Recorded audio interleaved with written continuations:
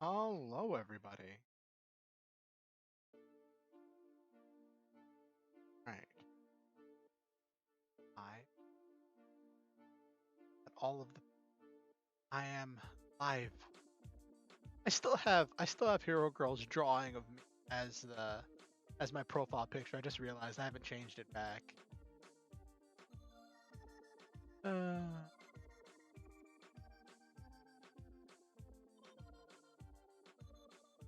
it's really funny. Um,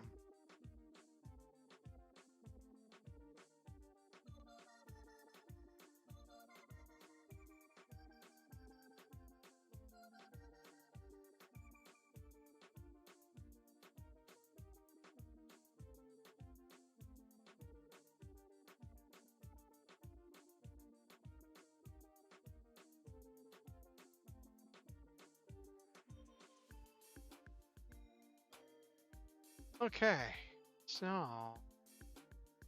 now now here's the hard part about being in so many Discord servers that are kind of active now. Is that like I need to go and let people know, like, whenever I go live, gotta promote because they'll always have the chance somebody will wander in.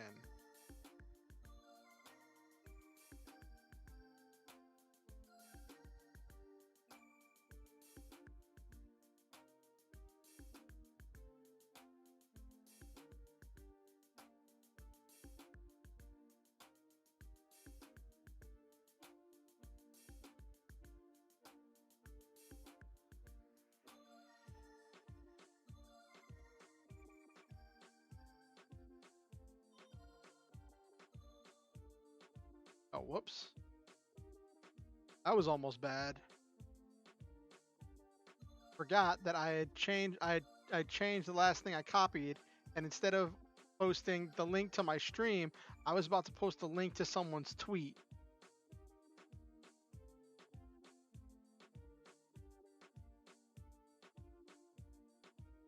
Whoop.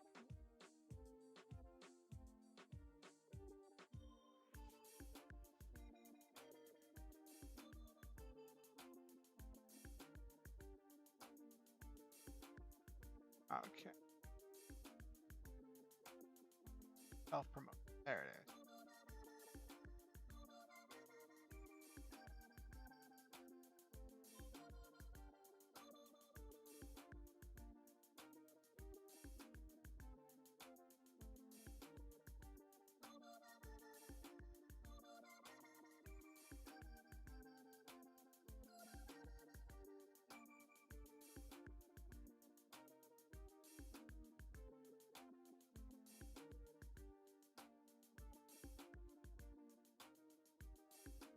Okay.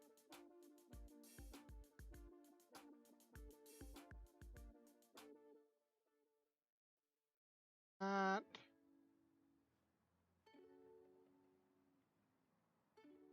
Yeah, I'm not gonna post.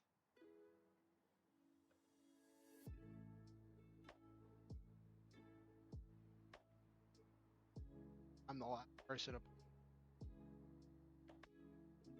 Okay.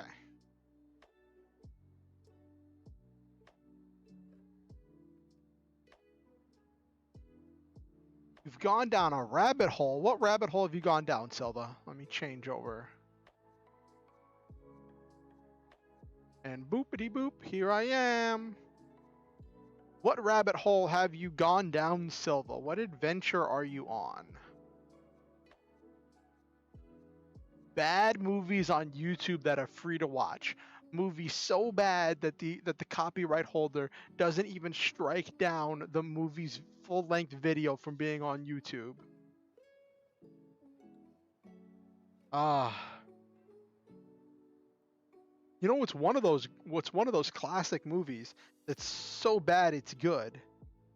Uh G Savior.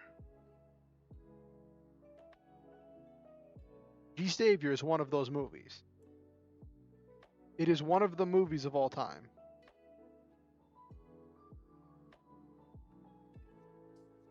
Quantum Apocalypse. What was it about, Silva?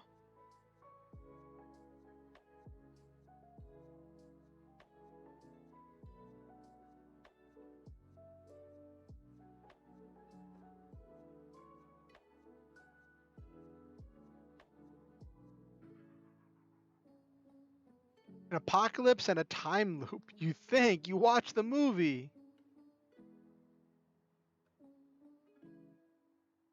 Was it that confusing that even watching the movie you didn't know what it was about? It was bad.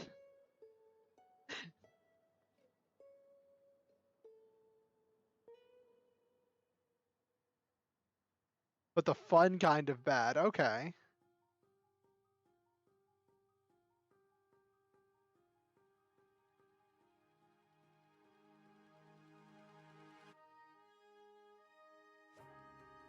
Yeah, Silva?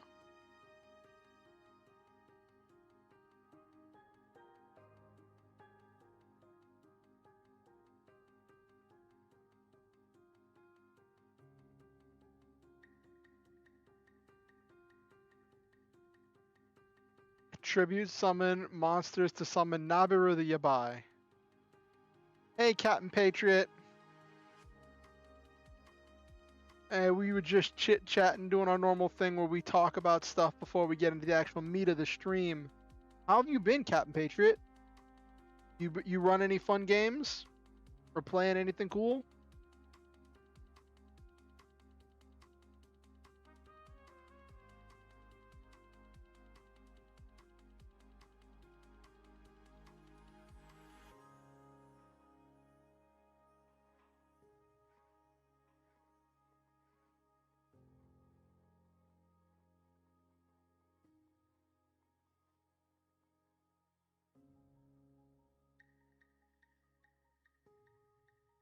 Oh no! Did you lose a lot of files, Captain Patriot, or were you able to save? Or were you able to save a bunch of your stuff? Like, were you able to save the hard drive? Origin unknown. Oh, that's interesting, Silva.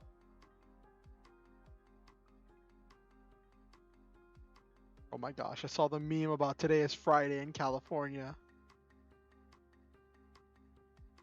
Uh, it is one of the memes of all time.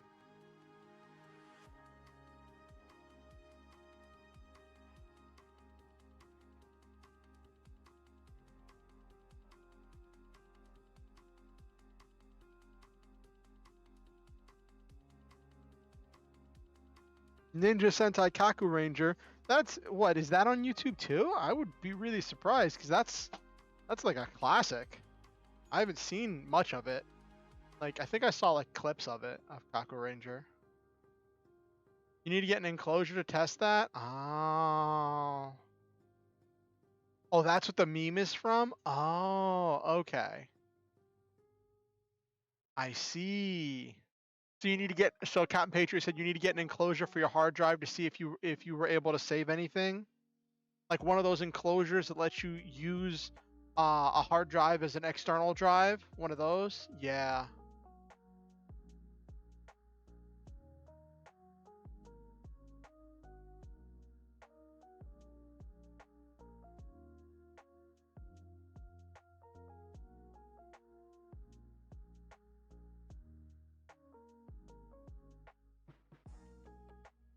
Ooh, with a laptop. Is it a new? Did you get the laptop new or did you get it?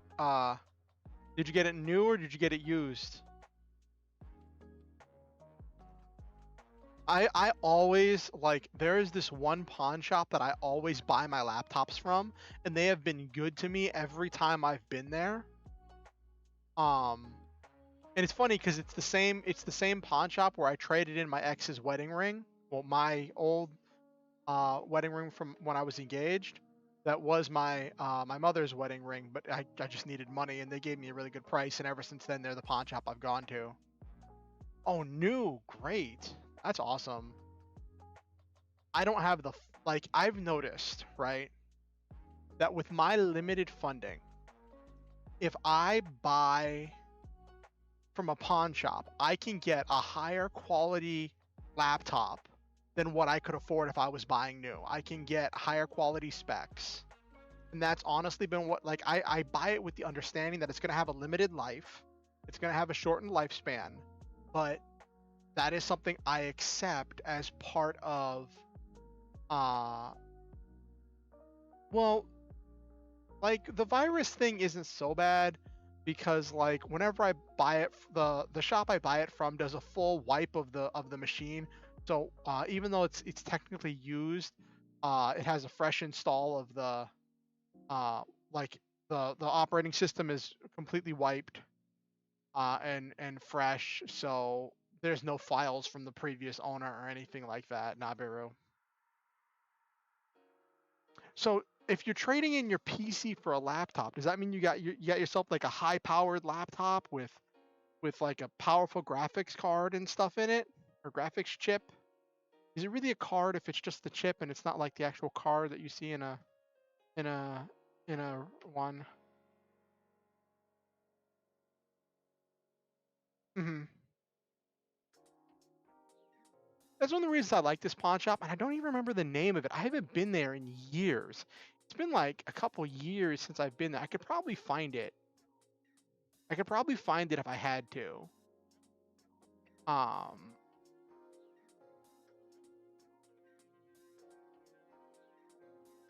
this laptop I got from them was like 5 years old when I got it, and that was a couple years ago.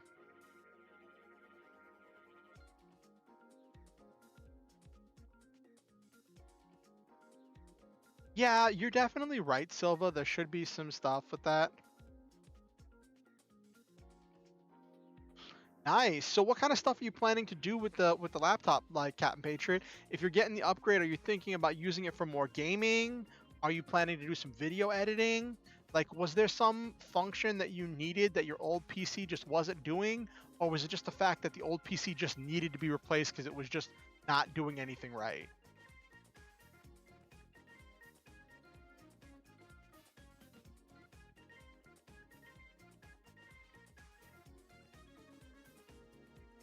I mean, it does cost them time to do a full wipe, Silva, and some shops don't want to put in the time to do it.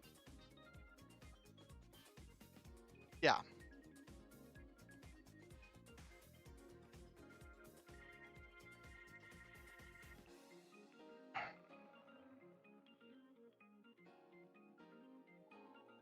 Yeah, but I got this. Uh, I mean, you're not entirely wrong, but that's still time.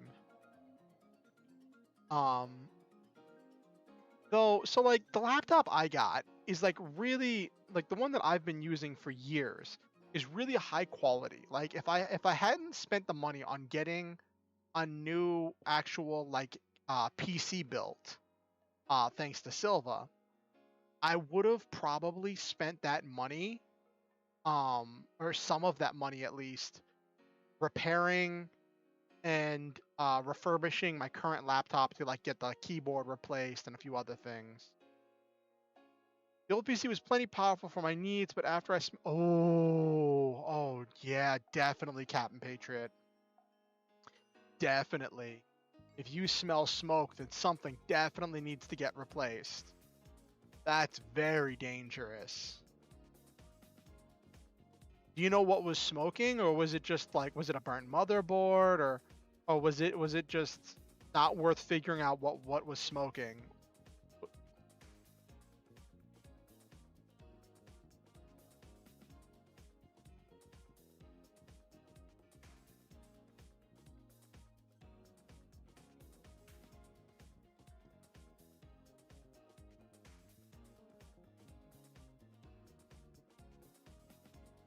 Yeah, definitely.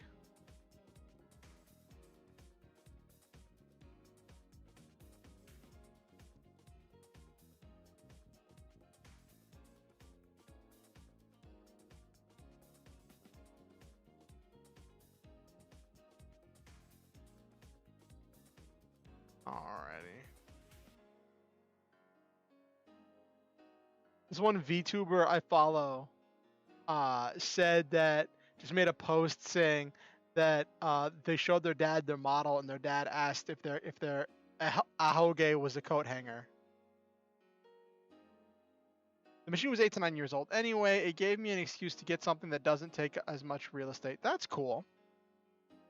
It's funny. I'm going the opposite direction because I have a gaming laptop that I've connected to a second screen, and I'm getting an actual gaming PC that's going to take up more space, but it's going to have better cooling and it's going to be more functional. So I'll be able to do more more like interesting and more different streams, and I'll have to set up um I'll be setting up a bunch of things. The thing is, it's funny. I've been using laptops for so long that have built-in webcams. I'm gonna have to buy a webcam in order to control my model. That's gonna be really funny.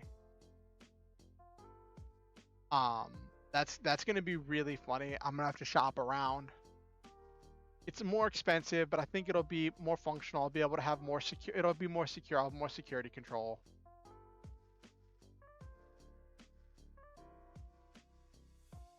You don't trust what? You don't trust laptops anymore, or you don't trust webcams, Nabiru?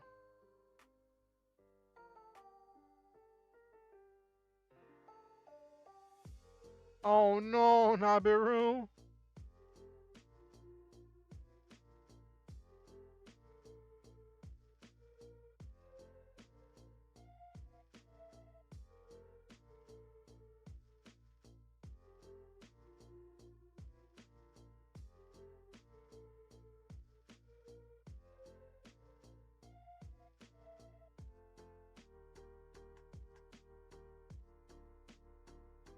Oh gee.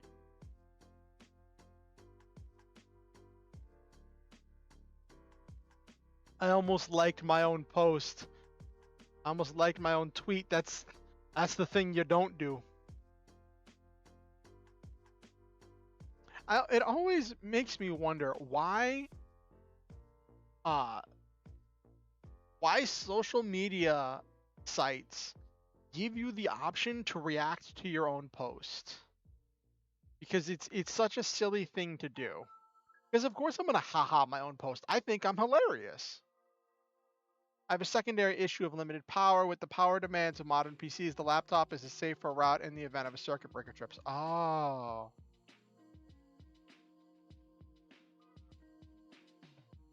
Oh no, Nabiru. Ah.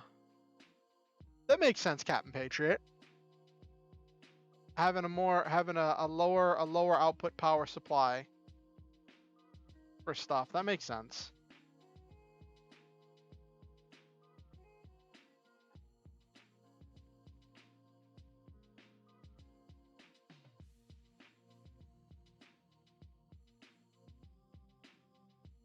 Alright. Let's see if it's cool on the Book of Fate.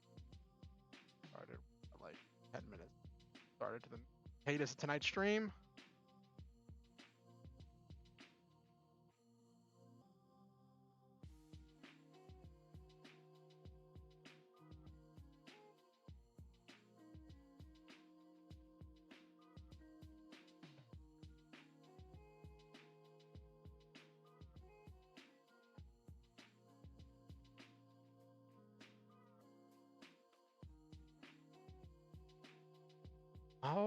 Oh yeah, I did read that.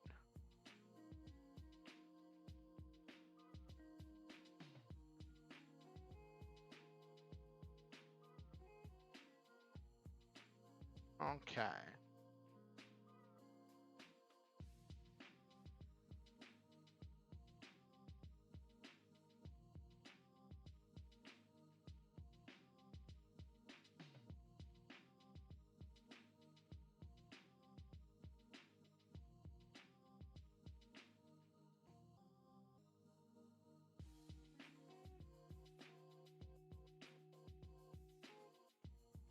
Oh my gosh, I just saw a meme that uh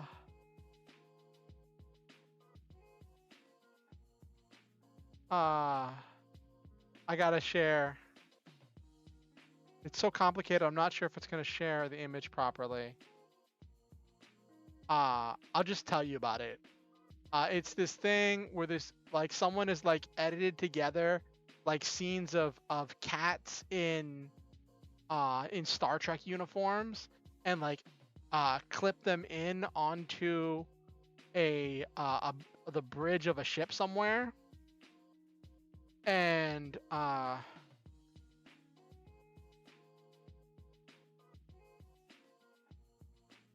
it just has it's like two cat officers. Let me see if I can get it up here.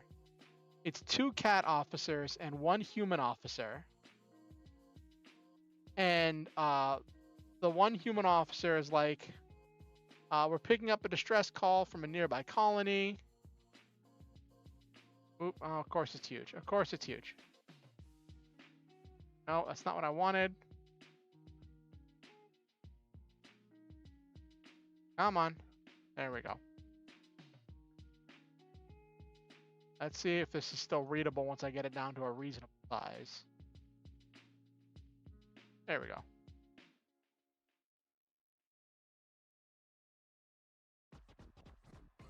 So he's saying, for aliens, like, you must help. Our sun is about to go supernova, and the captain cat's like, sigh, not this again. You know what? I'm sick. I am sick of getting distress calls about supernovae. A supernova is a process that takes millions of years, so don't give me that load of litter about how it's about to happen. If you can't be bothered to keep up on current events, then poor planning on your part does not constitute an emergency on my. Oh, a person like, oh no, and big flaring light is like, sir, now you're just shining a flashlight at the camera. Please stop. Person's like, okay, fine. That is because I've seen so many. I think seeing like that is a common thing in Star Trek and other like space westerns is just you must save this planet of non-combatants from a supernova. How will you evacuate them in time? Now, usually, granted, there's some kind of technobabble explanation in most of those that is explaining how the supernova crept up on the people. That, like, the supernova happened because some outside interference, some freak, like, weird science, tech, space magic thing is happening. Or maybe the people involved, while they can communicate with starfaring races, don't have enough science themselves to know much about supernova. They just know that their sun is giving off way more heat and has been increasing and increasing. But like the thing is, the habitable zone around a sun would expand as it keeps getting bigger for the supernova. So like any planet that was safe to inhabit before the sun started expanding is going to get incinerated. But yes, sir, this is Wendy's. Exactly, Silva.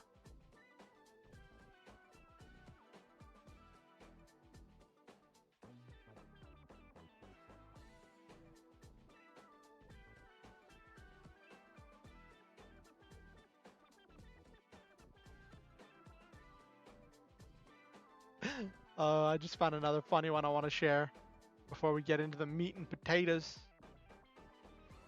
of tonight's stream.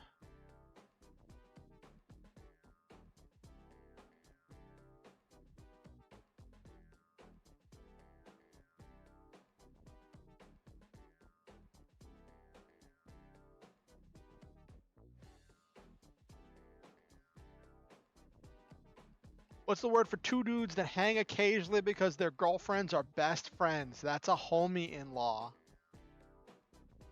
That I think is adorable and funny. The concept of two dudes becoming friends expressly because their girls are best friends.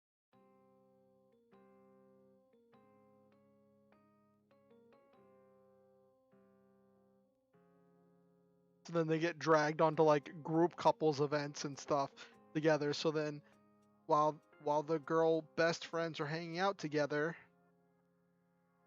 the boyfriends are doing what they do. Hanging out, chilling. Ooh, there was one more meme I wanted to share. Hold on, let me pull that up.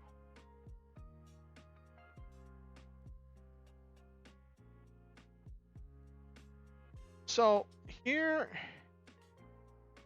is something interesting. This took me a second.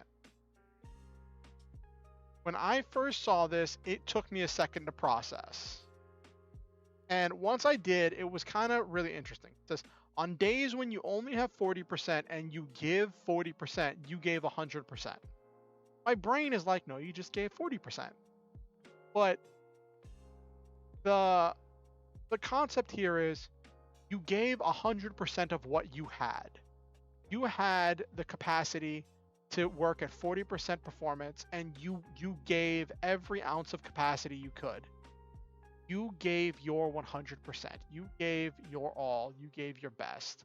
That is a very important and freeing concept, I think, for me, and I think for other people to grasp as well. This idea that, like, especially for people who struggle with health issues, whether they be physical or mental health issues, um,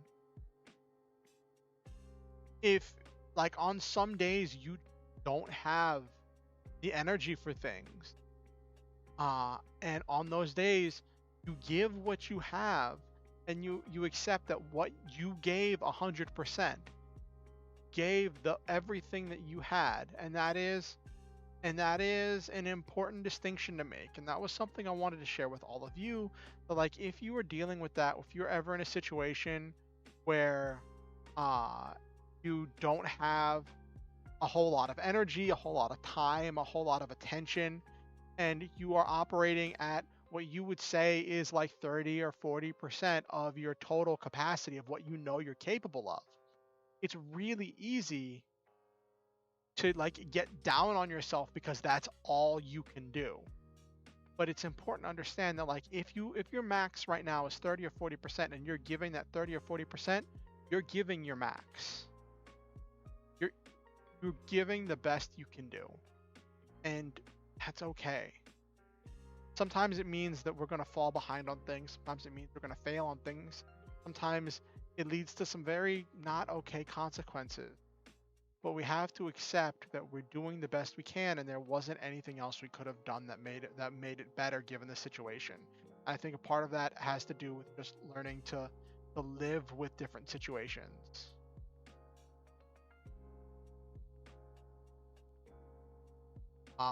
So that was something I just wanted to share with all of you because I thought that that was a really great sentiment and something really cool to think about. Uh,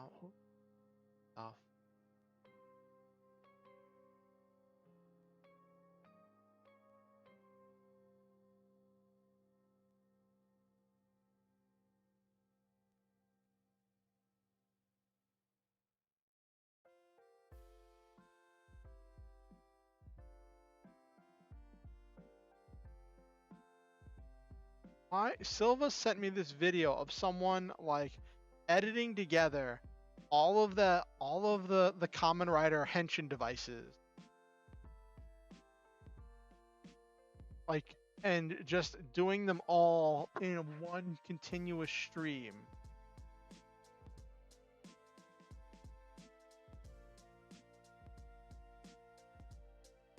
So I did see something that was very interesting that could be something to think about, right? Someone asked on, I think it was Mechanauts or one of the Facebook groups I'm in, right? Someone asked question. I'm not sure if I could show that properly on stream, uh, without, like, showing my Facebook.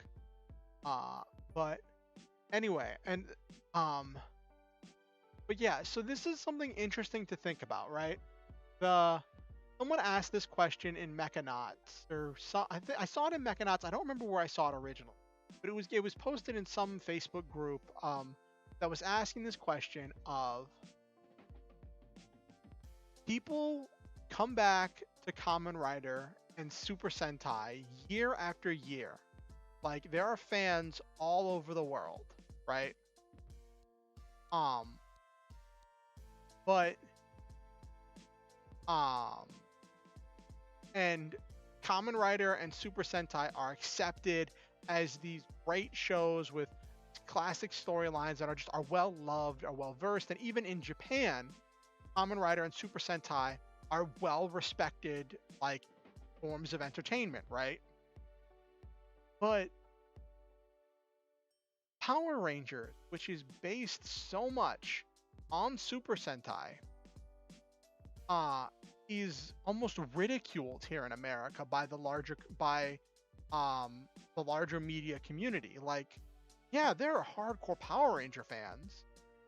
There's some there is a big and lively community of hardcore Power Ranger fans. But like at large, like if you tell a normie that you are a Power Ranger fan and that you still watch the new episodes of Power Rangers, they'll probably look at you funny. Um, and they were asking why. Why is that different? And I think some of it stretches from just like cultural differences to like what's the norm, and also some people were posing these very interesting answers to that question, and these different ideas like that. Um, a lot of it like has to do with the writing and how they deal with certain character arcs and certain things. There's uh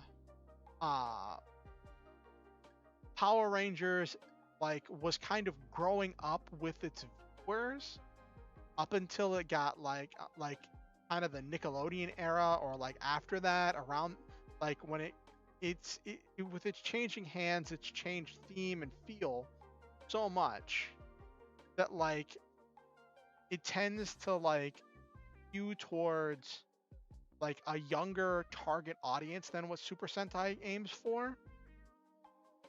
Um, which is definitely an interesting concept.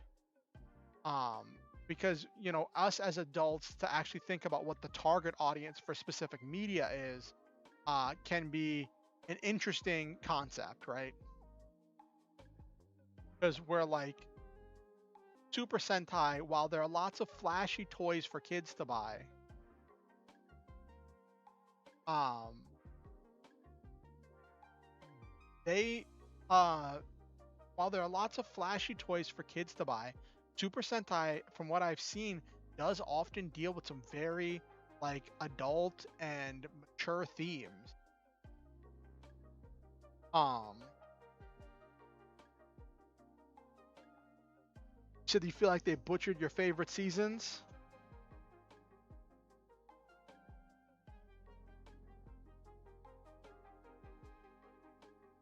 Yes.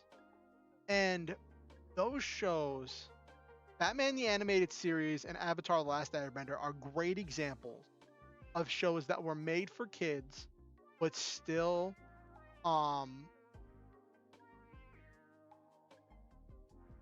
are still like great shows for all ages. And I think a lot of that has to do with just having great writing and like there was this thing in Batman the Animated Series that like I don't remember them ever trying to insert comedy into Batman. Am I wrong? Am I misremembering? Yeah, Avatar was like very much an adult story. It's funny. I was watching when I was living with the people I was living with before. They're very conservative religious community, and one of the kids was showing the other kids Avatar, and it got to one of the things dealing with the spirit world, and their like super conservative mother was like about having a hissy fit about like that's not what we believe. Yeah, Adam West's Batman was like 90% comedy, right?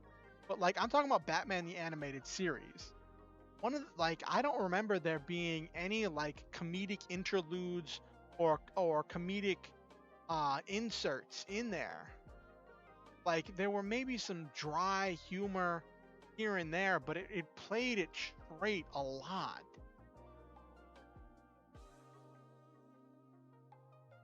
Um,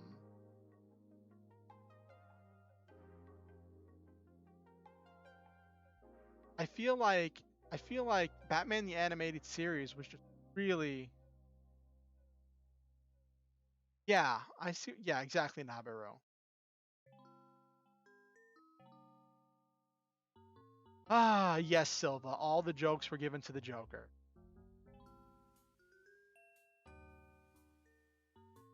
But like it was very much this like kind of um not quite edgy as much as this dark gothic kind of this dark story. And that reminds me of something. Let me look something up because that's actually gonna be relevant for tonight's stream. Um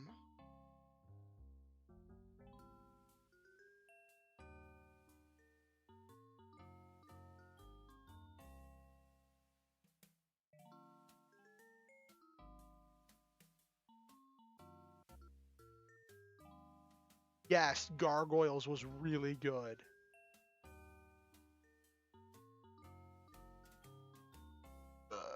Uh,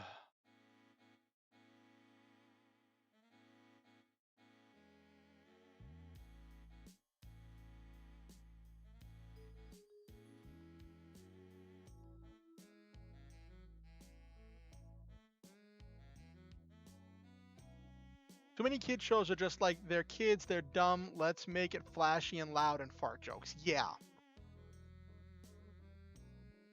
Like I feel like, at least from what I've seen of Super Sentai and Kamen Rider, most of the time, outside of the joke seasons, because there are joke seasons, right? Um, they tend to play everything really straight. Um, and like Power Rangers had, like, even the original Mighty Morphin had some silly themes and stuff, and like even in the unmorphed stuff, they introduced Bulk and Skull, so that way there was always a B plot of Bulk and Skull doing something nefarious and funny, um, that they would cut back to every once in a while as part of the B plot of the story, and that that worked at the time. But I feel like everything else, yeah. And the thing is, Vulcan Skull over the time, over the course of those B plots, you saw them going on this journey, this long form journey to grow into brave and courageous individuals.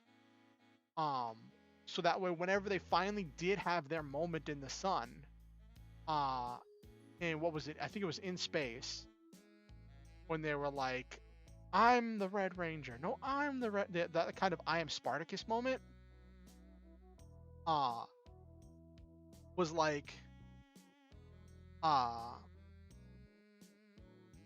this epic moment of like them stepping into their own.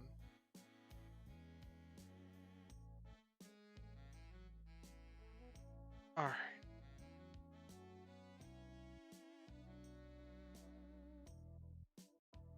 all right, all right.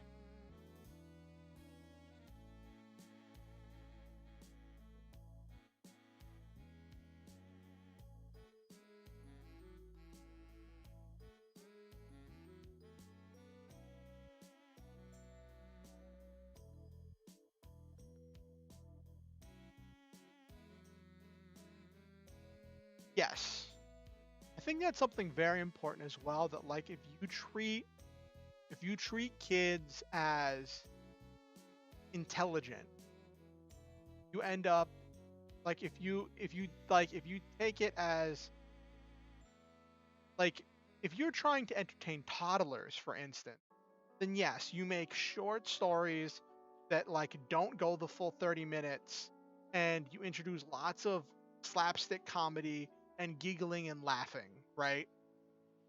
If you're trying to entertain toddlers. But Power Rangers wasn't about entertaining toddlers. It was about like preteens, and like um by playing it straight a great deal, end up with you can end up with some really interesting content. I think in some of the more recent seasons, it looks like they've improved some things, but there is still a whole lot of cringe there. Um, like uh one season that I think went really well, that was my example of what I would describe as an almost perfect Power Ranger season. Uh, we will have to agree to disagree with you on that, Silva. Um, um, so one season that I would describe as an almost perfect season would have to be Power Rangers RPM. I don't remember there being like there was some comedy. There was some comedy with Ziggy and some of Ziggy's B plots, and then with Gemma and Gemma being really silly, and then dealing with some of that. But it was a very tightly written scene, right? You have this. It opens on this action sequence, right? Of all of these people coming into the Dome City of Corinth. The bad guys have actually won, and all of that stuff, right? Um, yes, exactly, Silva. And it opens on that whole action, right? And then you get all of then the next few episodes are telling the backstories of the different Rangers and how they got to that moment. And then every introduction you got on that episode gets explained. It was very narratively tight, focused. There were B plot and side story episodes. And then the story moved forward once it had explained all of that, of who these Rangers were, starts introducing new characters, and it played even the silly elements really straight.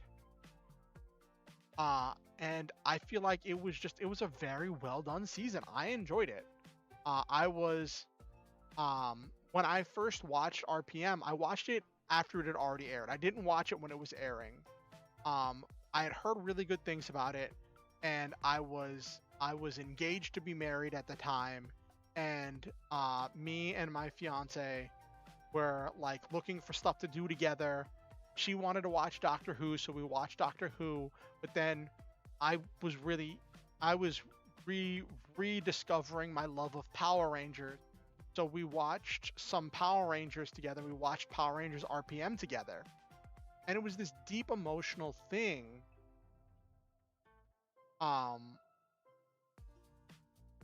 Yes, I was actually about to get to that, Silva. Like the storyline, when it explained Dr. K's storyline in Power Rangers RPM, like my fiance was just like, well, my ex-fiance, we don't talk anymore. Anyway, that was like a relationship. That was 2 relationships ago.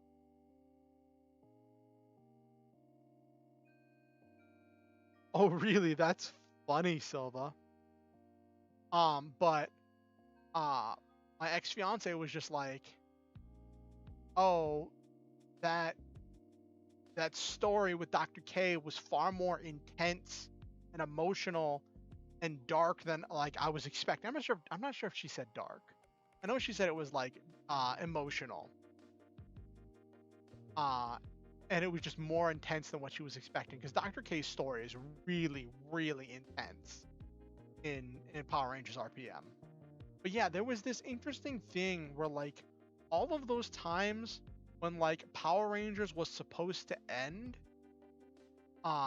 they put on the great shows that were like their final hurrahs. And I feel like if they did every season like it was their last, they could have some really great stuff. Like they took a lot of risks that they wouldn't normally take, because they didn't have to ask for another season, because they already knew they were closing. They featured a lot more intense storylines, and they had some really great acting.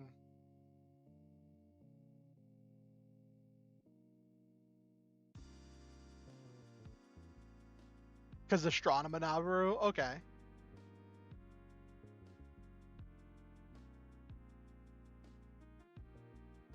Yeah, Megaforce and Operation Overdrive were not great. I didn't say anything about it being Yabai Nabaru. We're talking about Power Rangers. Nothing's you buy about Power Rangers.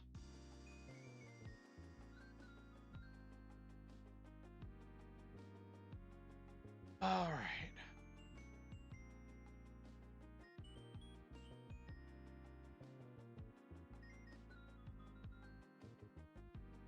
Yeah, Silva?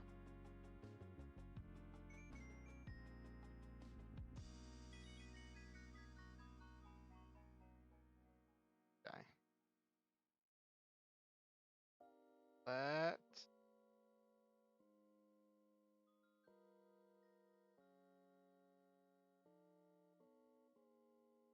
How they been?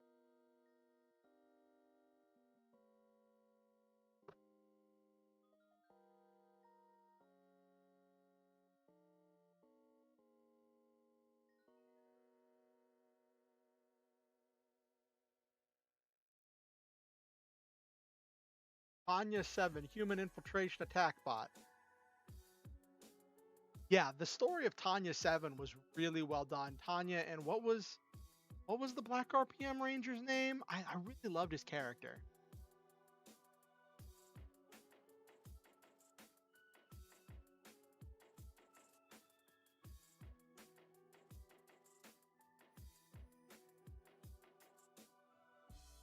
We might use his character for one of our stories, for one of our things tonight.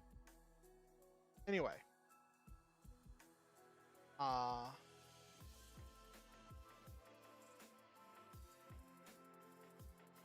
but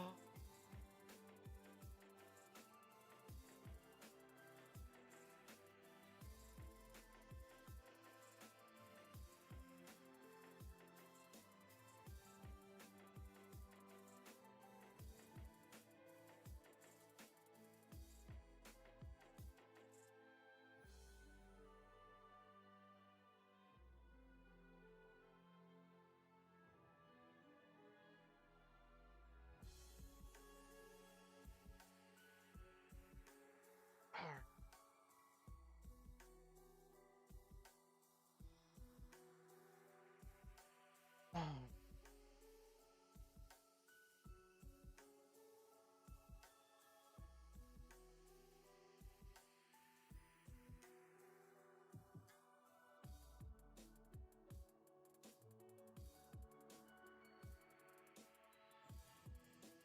all right. So let's get into tonight's stream. Running a little bit behind schedule.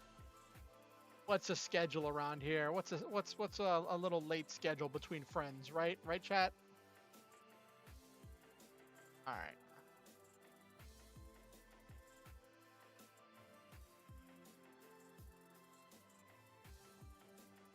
Okay. So let's talk about what we're working on tonight. Oop.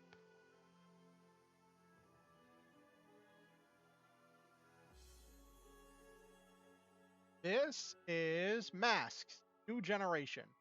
I talked about it before, and it's really funny, right? Um, when I first talked about it before, I didn't give it a really positive review. I was talking about it in comparison to Prowlers and Paragons, and I was very uh I'm thinking I'm gonna make a delinquent tonight. Are you familiar with Masks, Captain Patriot? I'll share some of the characters I've made. I'm just enjoying making characters and learning the system right now. Um, and just coming up with characters that I might play in other games or whatever, what have you. I don't know what the future holds. But I'm still learning the system. You've played it before? Great. So like when I was first learning this system, it's funny, I learned about this system while I was learning Prowlers and Paragons, right? And Prowlers and Paragons feels like a much more traditional RPG, right? Um, and I gravitated more towards Prowlers and Paragons. In that comparison, I felt like I liked Prowlers and Paragons more because it wasn't tied. Oh, you have Prowlers and Paragons? 2, all right. I felt like I was more drawn towards Prowlers and Paragons Ultimate Edition. I don't know about the original edition. I just know about the Ultimate Edition. Um, yeah, Power Rangers RPM had a lot of original fight scenes, Silva. I remember that. And with I was drawn more to Prowlers and Paragons because the concept of the teen hero just seemed like it would be lame to me. Not lame. Lame isn't the right word. It seemed I thought that being being that restricted that you had to play a teen superhero um would be uh would be too restrictive because I enjoyed the freedom of you could do anything in Prowlers and Paragons, right? Um and then like I actually watched an actual play of Masks. I watched this really cool video where an experienced game master took two people who'd never played Masks before, taught them how to play, and then ran a one shot with them in one single 2 hour and 40-minute video. Um, and there was some things where they kind of like rule of cooled it a little bit. Um, but you do that in any game, right? And like they spent like 20, maybe 30 minutes teaching them the game mechanics, if even, and then the other 2 hours and change was just all them playing, and it was just so smooth. Watching Masks be played was just so smooth, and especially in the hands of an experienced GM, it really inspired me a little bit because I was just like, I've never seen a game where you can take people who don't know the game and then teach them and run a one shot in such a short period of time and have things work out so well. Like, I know it's an actual play. It was probably edited together. They probably edited out a lot of the ums and ahs. But it's uh still to be able to go from 0 to that was really interesting. So I did a little bit more digging, and as I dug deeper and got past my own hangups, because I am not a teenager. I am not I am not uh I am not a kid. I'm not a young adult. Um and I get kind of tired of seeing so much superhero content that's aimed towards young adults and not enough that I feel speaks to me as an adult. Um, but as I delved more into it and started making characters, I realized that like this is a game for for people who have been a teenager. And like I can see teens playing this game too, but I think that a lot of this is for people who remember that experience and like want to use that to delve into stuff.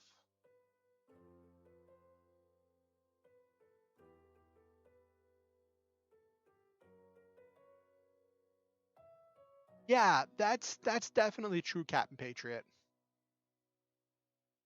Um, and I've played Powered by the Apocalypse games before. I played in one ill-fated campaign with my that was run by my current partner of Monster of the Week, which is another Powered by the Apocalypse game.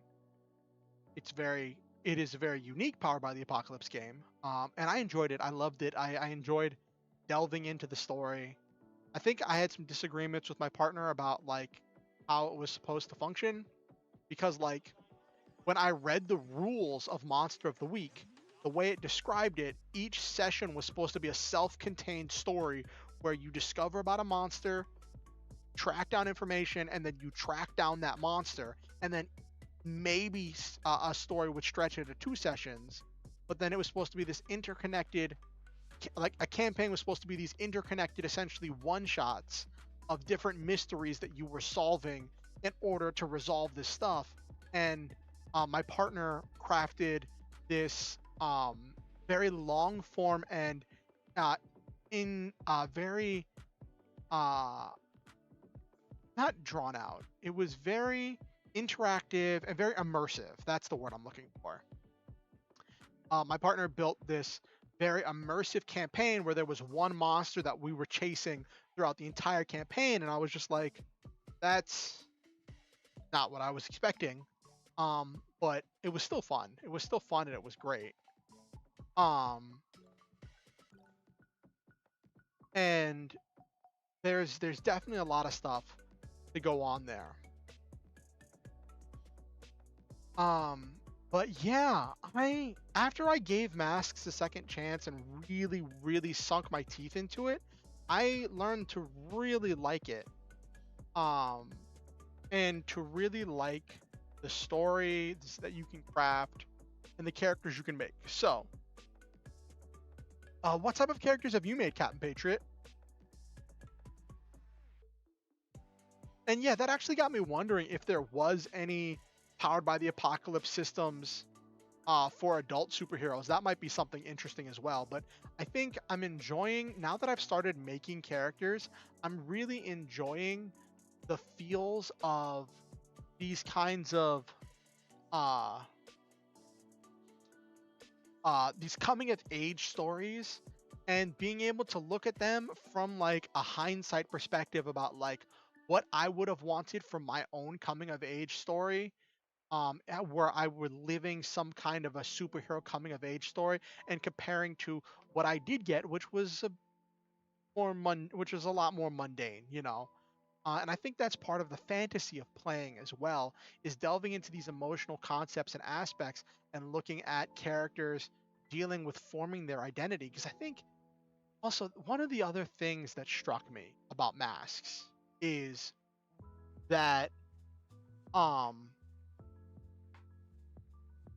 the the concepts of identity and understanding labels and self-actualization, where how you see yourself um affects how you're able to perform out in the world, and the way that you visualize yourself being um so instrumental in your ability to utilize whatever talents and abilities you have at your disposal, I feel like is more of a universal concept than I'd really thought about before. And I think that's still relevant to me as an adult. That's that idea of like I may have different abilities, talents, and traits, but don't uh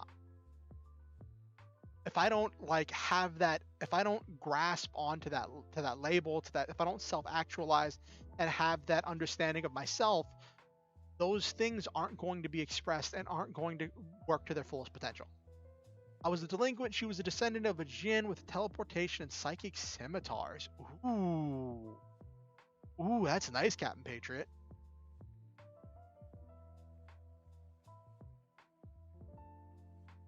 And one of the other things I like is that the same power set or character. Okay, sure thing, Captain Patriot. I'll see you when you get back.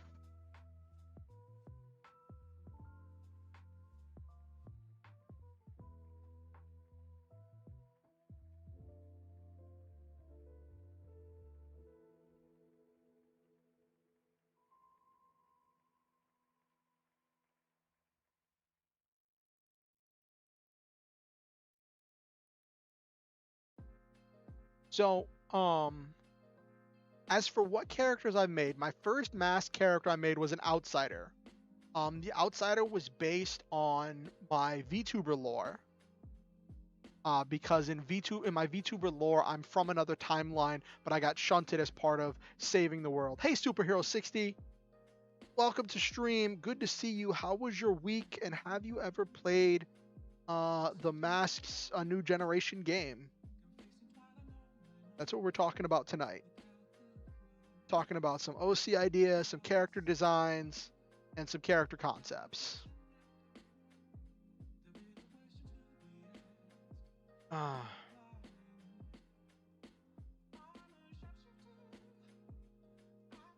Uh,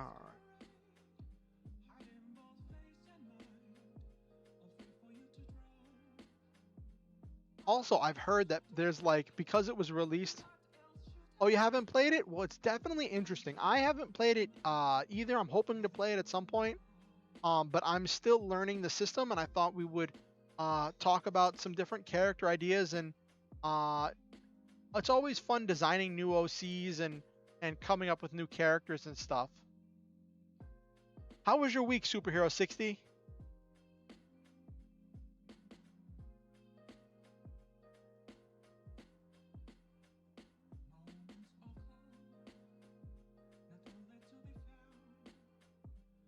So yeah, the first character I made was an outsider. Let me grab. I don't use the they don't really have character sheets. They have playbooks. Um, but I used my notepad. Uh,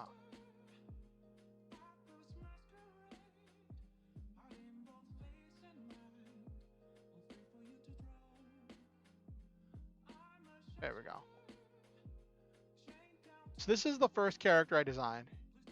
Your week's been going great. That's exciting. You do anything fun or taste anything super awesome, Superhero 60? I always find that if I eat something really tasty, it makes my day just a little bit better.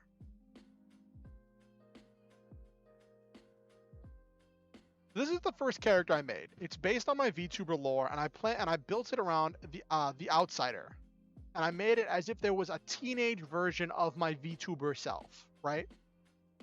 Um, uh, which uh, we explored with the idea of got stranded here in another reality. You made some burgers. Nice. Nice, Superhero 60. So question, do you put anything like you put like cheese on your burgers, or do you just have meat, bun, or like what do you put on your burgers, Superhero 60? So now I didn't understand what the different labels meant. I only took superior as the thing I boosted when I built the character. Um, because I thought that, well, I knew that that's what I used if I'm using my mech. So the idea was that, but now that I know that, it actually adds something special to the character. That superior is how much smarter you think you are than everyone else. And I think that adds something special to the character. If he thinks that he's the most clever person, um, and he thinks that he always has the like the up and up and always knows what the right answer is, that adds something special to the character. Ketchup and pickles. Do you use what type of pickles do you use? Do you use like, because I know there's different kinds of pickles, right? There's like the bread and butter pickles. There's like the spicy pickles, and then there's like the regular like vinegary pickles, right? Are there other types of pickles? I don't know. Just got me thinking. I just got thinking. Um, but yeah, just took so for this character, I stuck to what was on what was on the playbook for available powers. But like some of the others, I improvised a little bit as to what I described as their powers. Um, and I think that that's part of the fun of masks, is that your powers are essentially flavor. They affect what you do. And after I learned that you weren't as restricted as I thought you were with designing your powers, it really helped me a lot. Um, like I thought, oh, you've got like six choices for which power for each playbook. Yeah, you can flavor them, but then that just seems restrictive. And I was like, that's just this because your powers are so tied into the moves. But as I really read into it, as I really read into the different moves, and as I read into the different playbooks, and I watched some videos describing it, I learned that like as long as the powers fit within a certain theme, They don't have to be those specific ones that are suggested. And that really, really opened things up for me. Um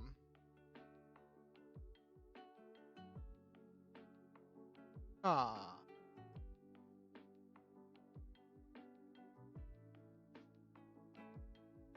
uh so yeah. Now, yeah, that was the first character I made.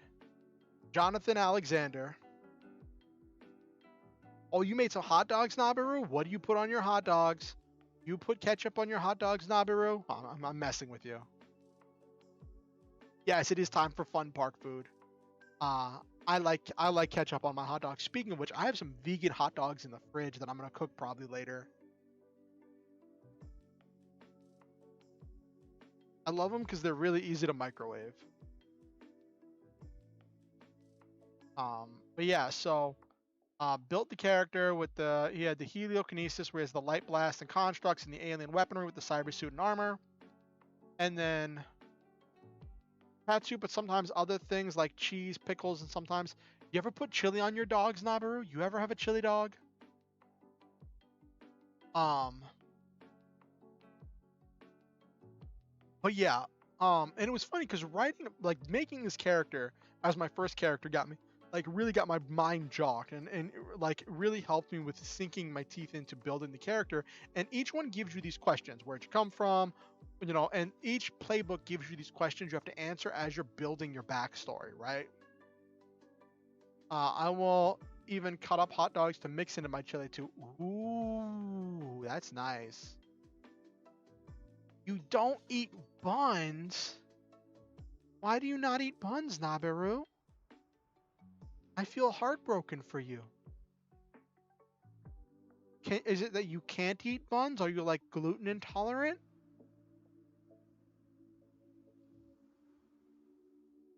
Oh, oh, I'm sad for you, Naberu. Don't eat the buns. Oh, you choose not to eat the buns. Okay, I'm less sad now. I'm less sad now. But it was really funny when I was working on this character because I'm kind of going through a bit of a renaissance. Hey, Captain Patriot, welcome back. I was just talking about the first character I built, which was an outsider, and it was based on like a teenage version of my VTuber lore, where I was from an alternate universe that was being under siege by dark machines, and I was trained to utilize this cyber suit to turn my determination into power to control light blasts and constructs, and to pilot this giant robot. And then I sacrificed, and this character sacrificed himself in order to take out a huge chunk of the generals and save everybody. But he got scattered into the multiverse, so now he's in an entirely new world and trying to figure out what he's going to do next. So, um, and what's funny when it talked about how when you build the character you can shift up one label, right? I was like, let's shift up superior to max out superior, and I was thinking about that exclusively because with the Kirby craft move, I can use my craft, which is my Star Hunter machine, in order to do things, and I use superior whenever I do it. So I'm like, I just want to be really good at piloting my machine. But now that I've actually learned more about the system, I'm like, that's actually really interesting because superior is you see yourself as being the smartest person, the brightest person. You see yourself as being very proactive and intelligent and talented. Um, And that's interesting to think about a character who sees himself with such strong self confidence, sees himself as being very, very talented, and who sees himself as being very smart, but still trying to relate to other people who are so very different than the people that he's used to. Because he's used to being in a team of very determined and motivated individuals, and if he's dealing with uh, Oh, you're looking for your old delinquent notes? Okay, Captain Patriot. So that's that character. So that was my first character. I've built a few characters since then. And I'm working on another character that I want to show you all that I'm working on right now.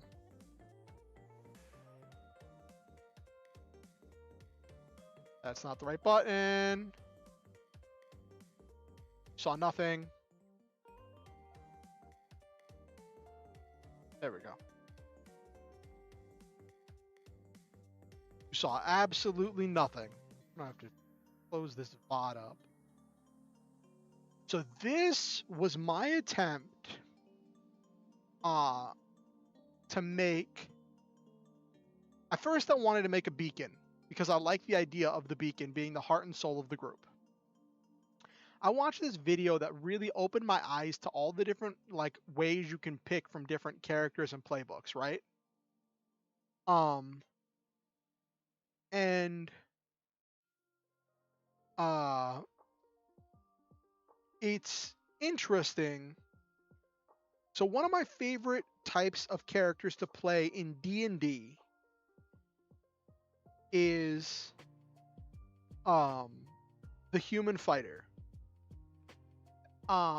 Which I don't get to play very often, but I love the idea of it, right? And the kind of human fighter I like to play is a soldier that realized that they're they could earn more in a year working as a bodyguard for a wizard, going dungeon delving and on adventures in treasure, loot, and just gold than they could earn in a lifetime career in the military. Right? And then is choosing to constantly be the straight man of the group and to constantly be the one who is trying to like keep the group grounded, but like still keep up with these people who are becoming essentially demigods. Like in D&D, especially like you see it a lot in 5th edition, there is this wide gap between what marshals can do and what casters can do, right? When you get to late game, it is a pretty wide gap. And it's really funny because like I see some people who try to argue about there not being a gap between marshals and casters, and they're like, well, if you look at the damage output a caster can do, my ranger can, with Hunter's Mark and with all these other abilities, will be able, with a magic bow or whatever, will be able to crank out all of this damage on their favorite enemy, right? And I'm like, okay, so we're going to ignore the fact that that's with specific magic setup, that is still with some magic and magic weapons, and that is on a specific type of enemy. And fighters can do so many attacks with great weapon mastery with the -5 +10 that they can crank out ridiculous amounts of damage. But then this idea that like, yes, you can do more physical damage than to maybe a single target than a caster can in late game, but a caster can stop time. A caster can move a mountain. Like there are things that are more valuable than than your DPR. And that's one of the ideas that I love to explore in a human fighter, is someone who very much is aware of the fact that while he can do a great deal of damage,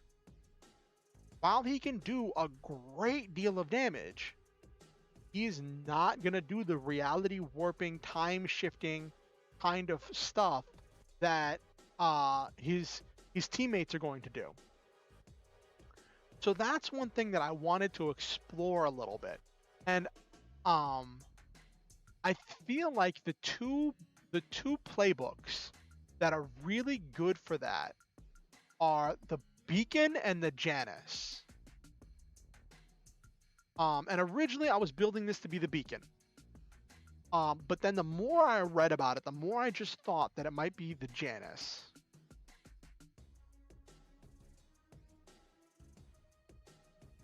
Imagine getting every enemy getting a nat 20 and they roll for damage and hit you for the highest while you're level 1. Still can't find my notes, but I ran into my attempt at a beacon. Was in a world where old legends and stories came to life. My character was Robinetta Robin Marion of Loxley. Was that Loxley? Is that some relation to Robin Hood of somehow? Oh, Robinetta Robin. Yes, Robin Hood. Got it.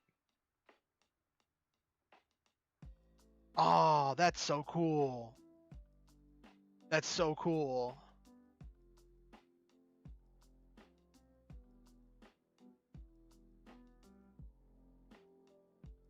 So I have two different backstories I'm working on for this character, right? Working on this idea that I love. Um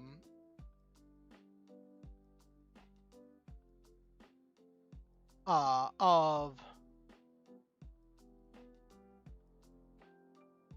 uh so there I have this idea of like a normal everyman that somehow gets some super suit or super weapon or thing shoved into his hands and is told that he's got to protect it from the bad guys, right? Um and at first I almost wanted to use. I got hit for 30 with one hit. I only survived because I had my stance skill, so I take less. Oh, jeez. Oh, is that a Pathfinder thing, Nabiru? Give me 1 second.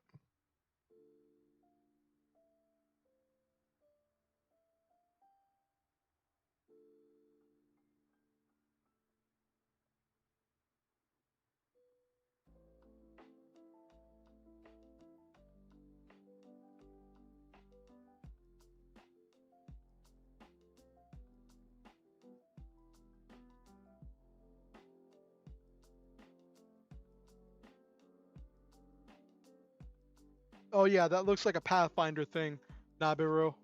Okay.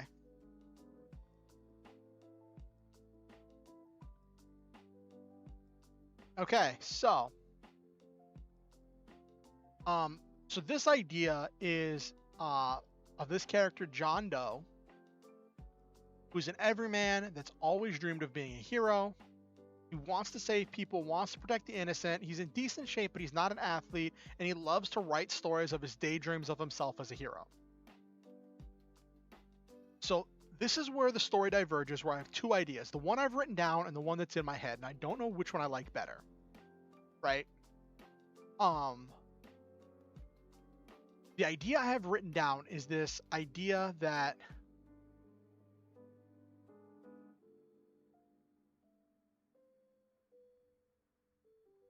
oh no, Nabaru.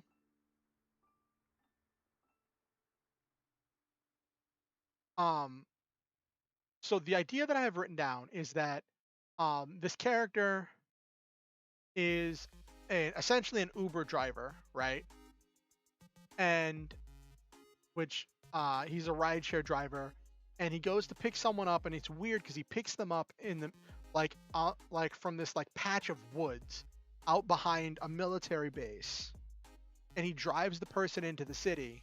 Person's got a suitcase, keeps looking around, and the entire time he's talking to this guy about how he wants about his dreams of being a superhero one day, and how he wishes he could have the power to save people and to make the world a better place, and all of his beacon ideals and drives, right? Of all the things he wished he could do as a superhero, right? And then at the end of the ride, the person looks around, is like, oh no, they found me. Hands the briefcase to John Doe and says, maybe you can do some good with this. Keep this out of the wrong hands.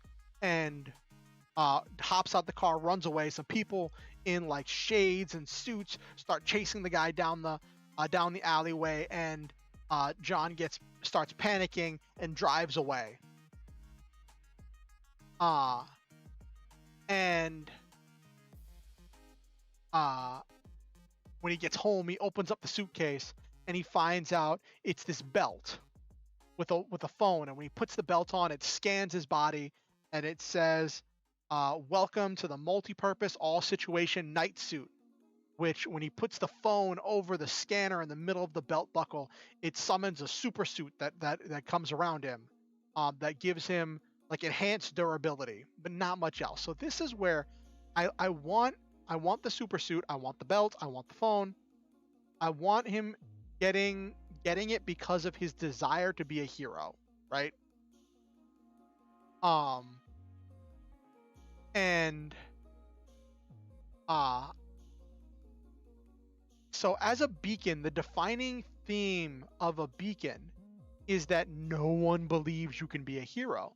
So if he has superpowers, they have to be so minuscule, or he has to be so bad at using them that um that everyone will look at him and just think he should not be here.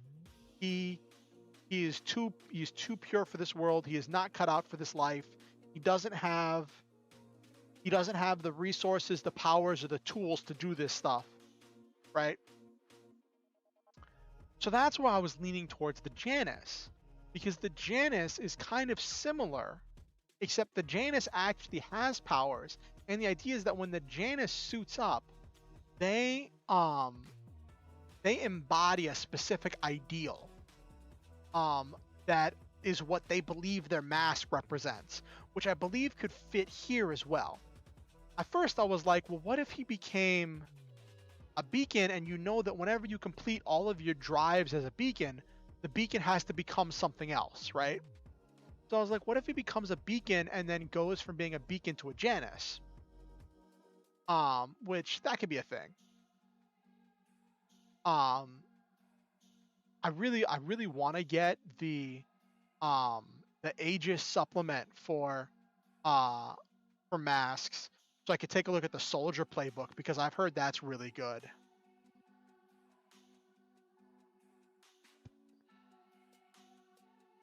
So that's where I'm at with this right now. So when I was trying, now my other idea for a backstory is a lot more dramatic, and normally the more dramatic one is kind of the one you want to go with.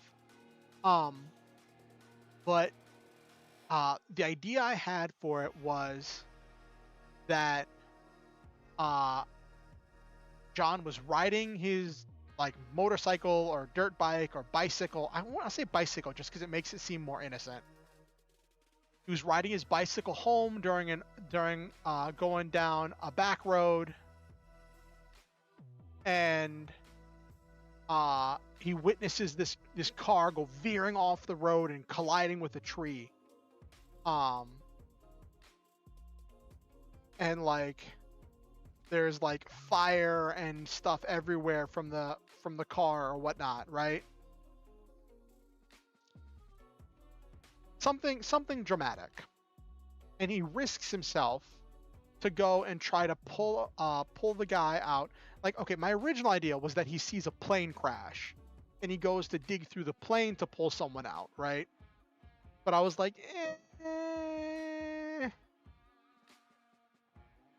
let's dial it back a hair, right?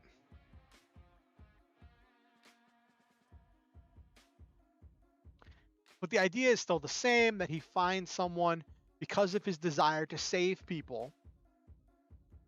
Um, and that person is just like, take this, maybe you can do some good with it, and gives him the belt. You are a superhero from now on. I was definitely inspired by the Cardians from Future Card Buddy Fight. So I think I could go with either Beacon or Janus.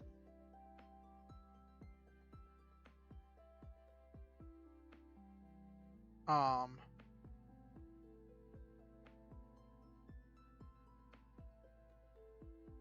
let me.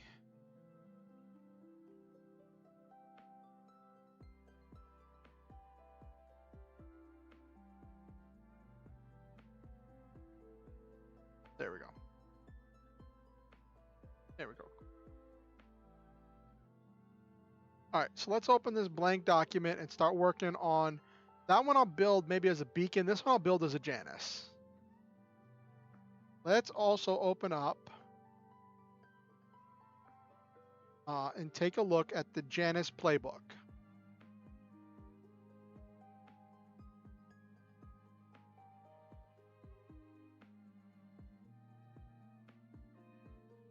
I got another character I want to build as a delinquent, actually. Just because the delinquent is really, like, you can put so many things as a delinquent. Because it doesn't have its own, like, thing. The delinquent can be so many things. Okay. So the whole thing with the Janus is the mask.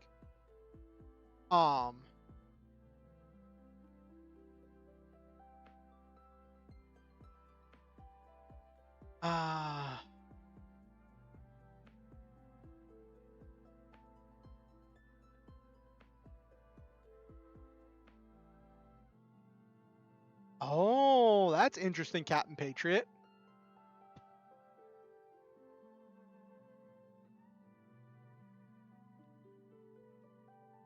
So let's build John Doe as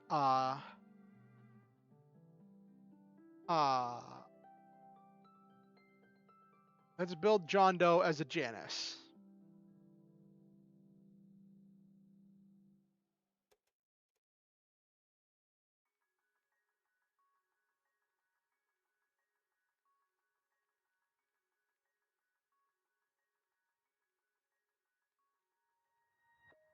Okay.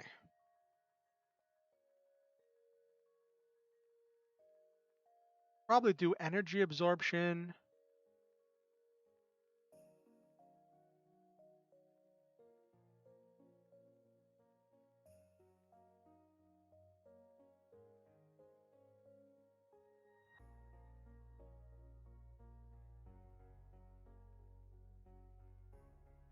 Probably do swords. I wrote an insect control. Just silly.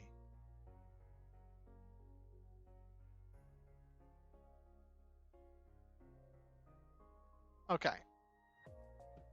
Alright, so we're looking at the Janus. Let's look at the Janus backstory questions. When did you first put on the mask and why? Why do you keep your identity? Keep a secret identity? Who outside of the team knows your dual identity? Who thinks the worst of your masked identity? Why do you care about the team? And then you've got the relationships. All right. Ooh, sorry.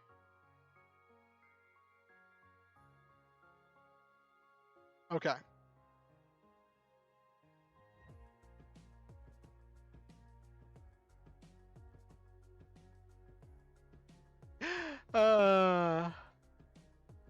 So if you look at the pictures, look at the picture of this character that they have for their mask's official artwork. And that mask like covers her whole face.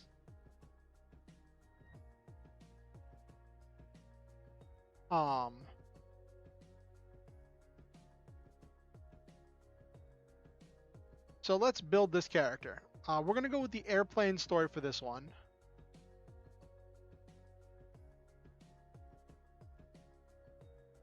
Just gonna want it to be dramatic.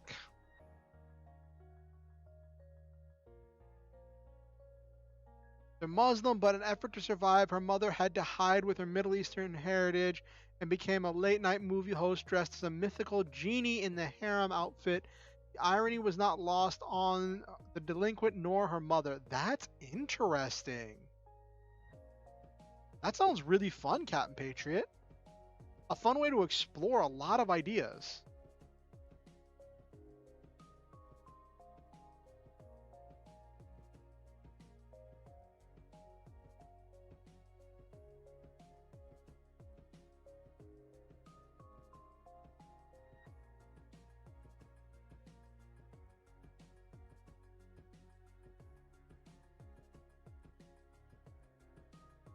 Okay, hero name Mask.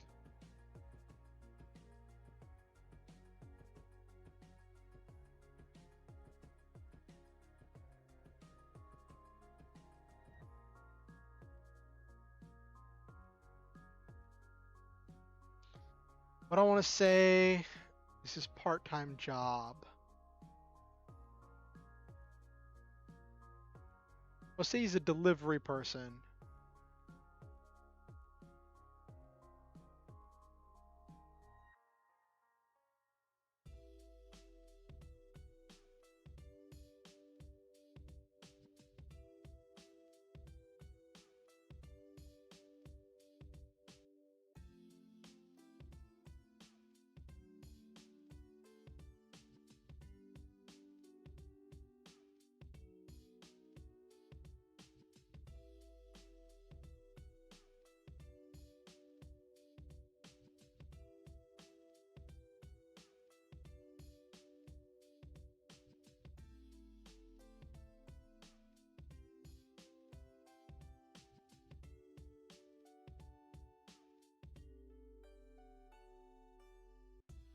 All right, pulled the pilot out of the plane.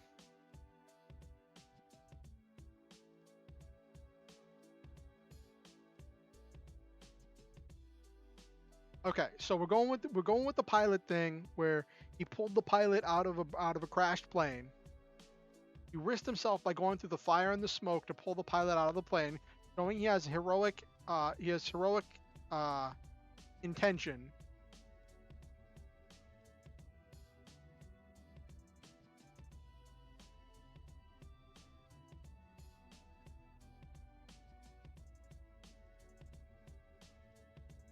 Now, as a pseudo limit on her teleportation, I had it that her teleportation wouldn't allow her clothing that was too loose, so she usually hid her appearance in her normal identity as a Muslim woman with the hijab, but was totally exposed as the hero. Ooh, that's really interesting, Captain Patriot. So, like, the hijab wouldn't come with her whenever she teleported. So she had that dichotomy between uh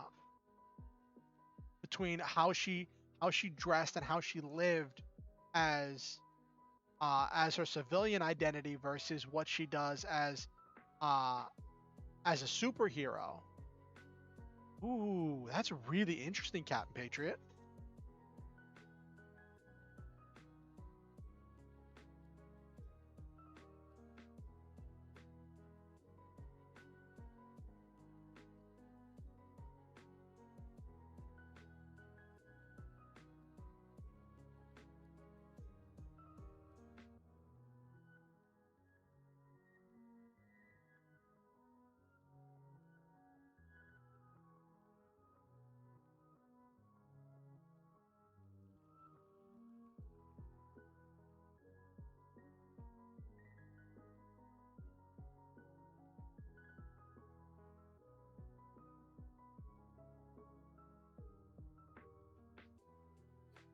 So we're going with him running in. He shows that he's the potential to be a hero by running into the smoke and flames after seeing a plane crash to pull the pilot out of the plane.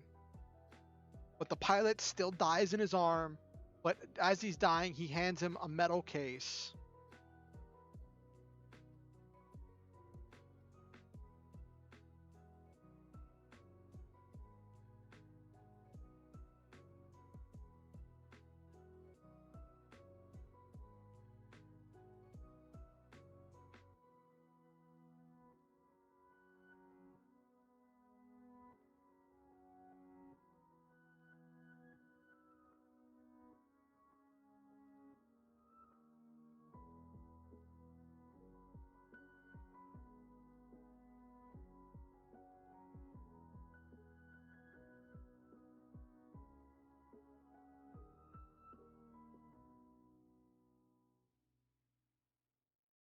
This is gonna be a Janus, Captain Patriot. I was originally gonna do a Beacon, but I realized that I want because Beacon and Janus can be very similar. The big difference is what they're focusing on. Yeah, like whereas the Beacon, no one believes they can be a hero. A Janus is balancing that normal life with regular everyday life, and I feel like for a character that is very grounded and human and plays plays the straight man of the being being the normal one in this outlandish and crazy group, I feel like Janice might be the best fit for it. But I could go either way on it. Like Beacon, like you see what I mean, Captain Patriot, about like Beacon and Janice being like kind of similar. Like they're both people who weren't transformed by their powers.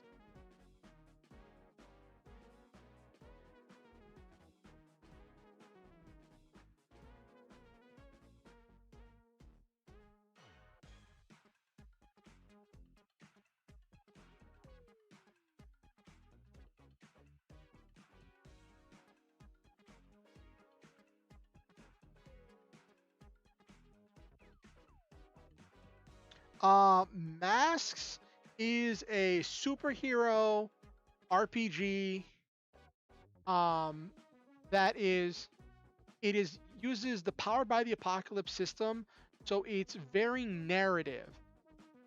Everything is very it's very rules light in a certain way, and it deals with Masks is specifically designed to deal with teen superheroes.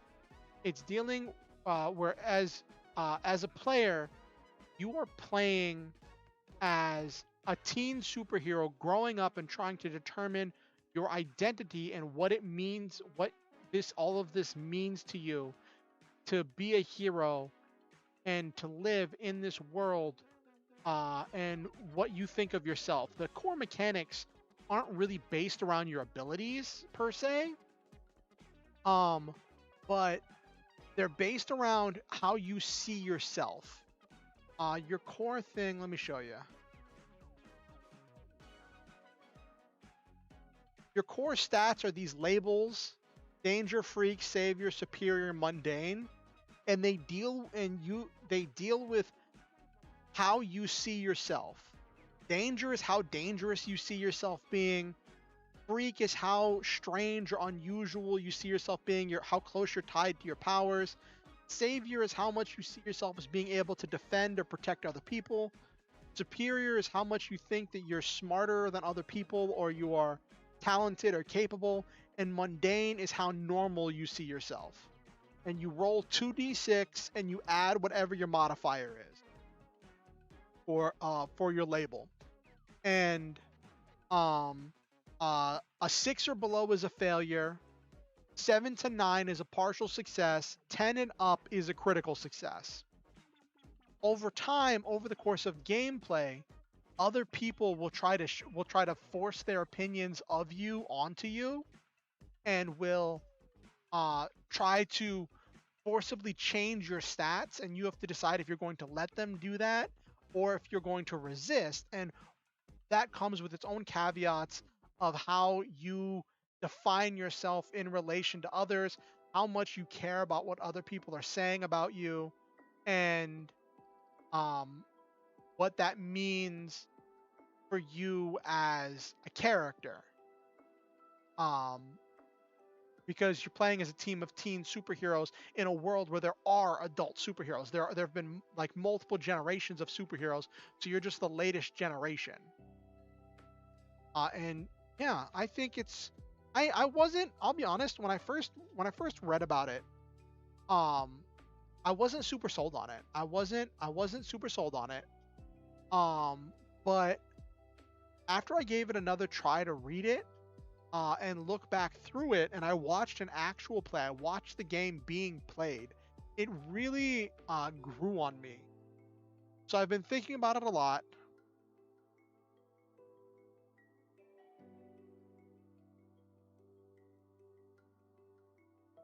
Oh, really? That'll be interesting, Tom.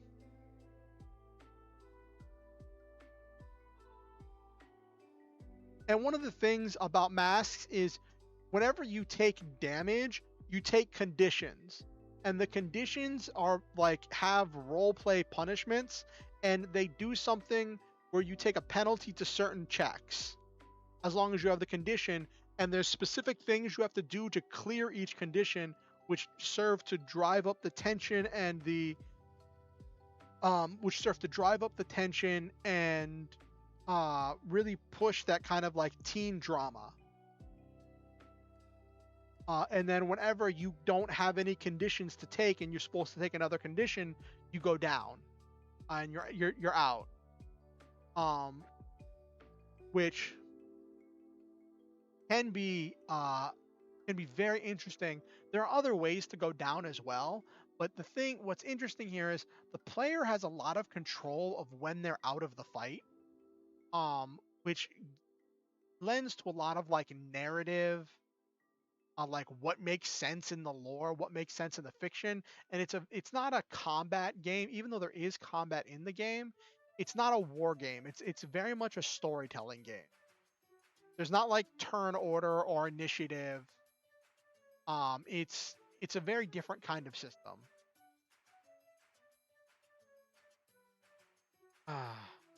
So what I'm working on now is working on the backstory of a Janus. So they have, instead of classes, they have playbooks which determine like what moves you have. No, it's perfectly fine, Tom. It's fine. So the thing with the Janus is they're a character that is very normal. They see themselves as being very normal, and um, they put on the mask to become a superhero because they want to have more for themselves. They want a more fulfilling life. And they have to, and their primary struggle throughout the course of the game is this balancing their superhero life with their regular everyday life and all the struggles that come along with it. Unlike some of the other playbooks, they're called playbooks instead of classes. The Janus isn't like physically changed or modified by their powers, which means that they're able to like live this normal life that the others aren't. And they have to figure out what they want that to look like for them. And that's one of the core themes. So right now I'm writing a backstory, then I'm going to work on choosing moves and building a character. I'm like putting a lot more thought into building a character than you really have to, because you can build a character really easily in masks, but I like to go above and beyond. I like to go overboard. That's what I do.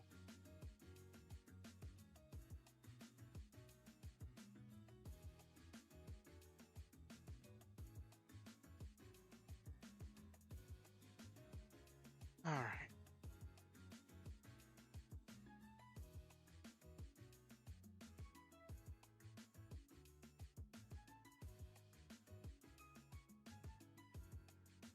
So when you put the belt on,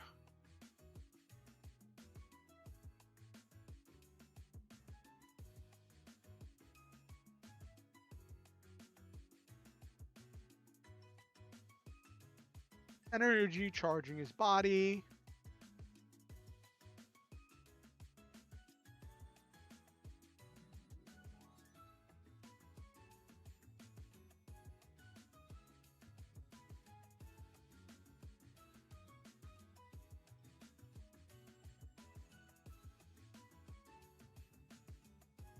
Multi-purpose, all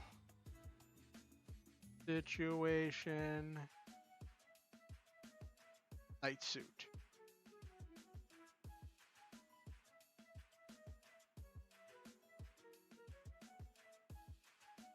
I don't know why I tabbed that over.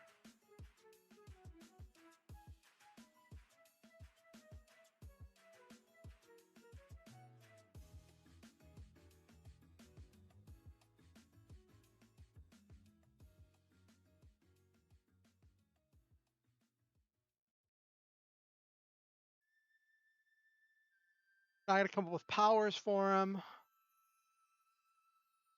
He's got heightened physical abilities. These are suggested powers. You don't have to stick to these as long as it's a power that doesn't like physically warp your character for the Gen S.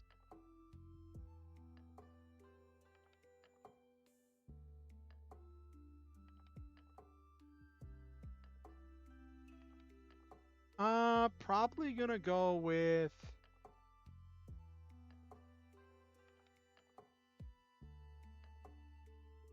energy absorption, and I'll probably just write in another option of uh sword and shield. Make him a knight.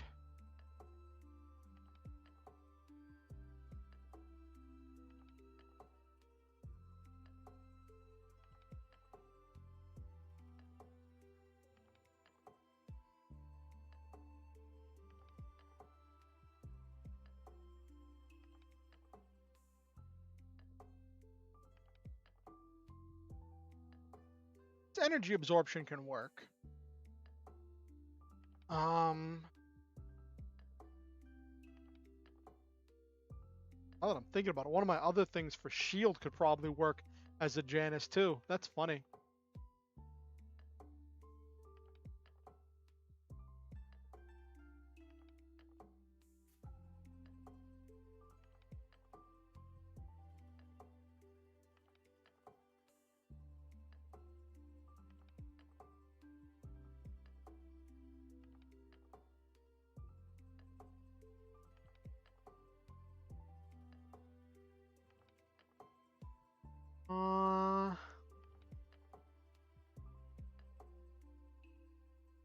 Actually,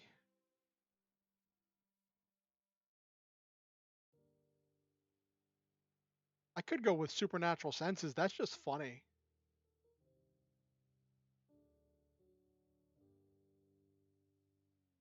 So he's got energy. He can absorb lots of energy. So he can take a. He can take a beating, and he's got enhanced senses, which could turn into like, uh,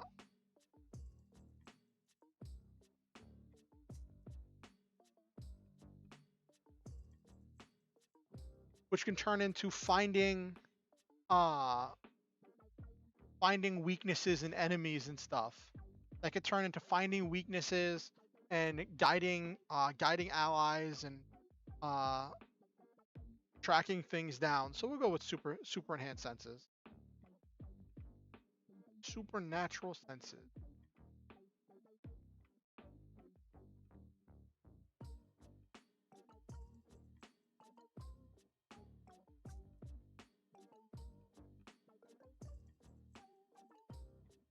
Okay.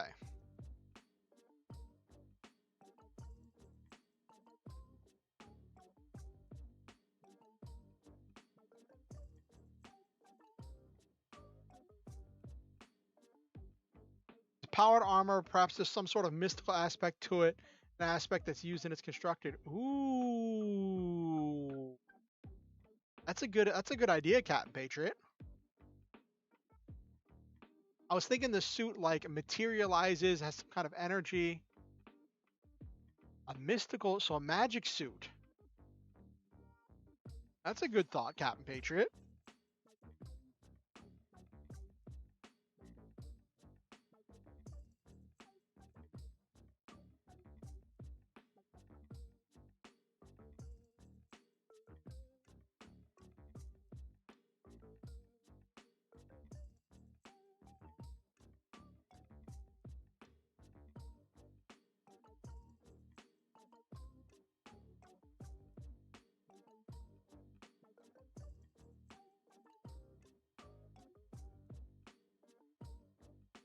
It's made out of some kind of mystic materials that are formed from raw arcane energy. That's a thought. I like that.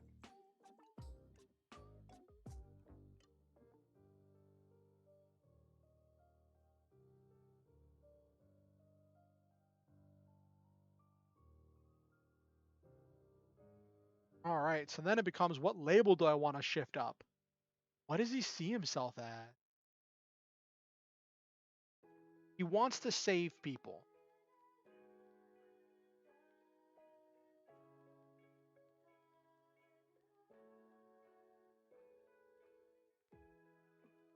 He wants to save people.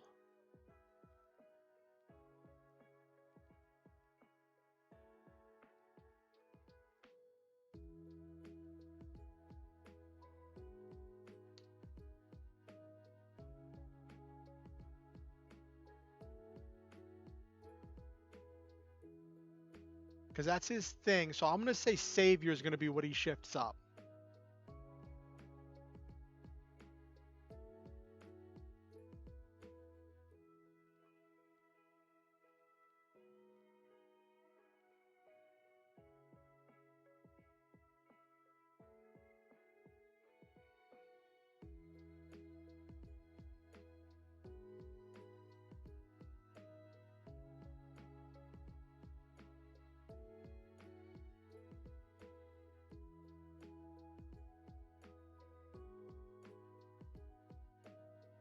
Gain +3. Okay.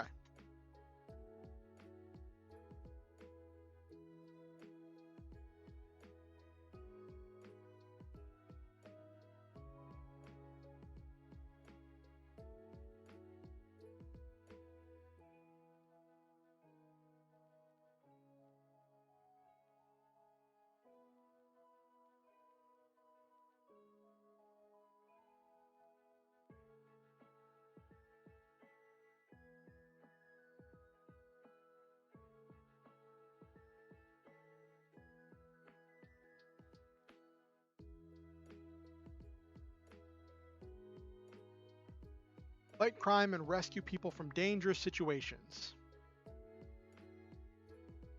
Got enhanced sensors. How do I flavor this?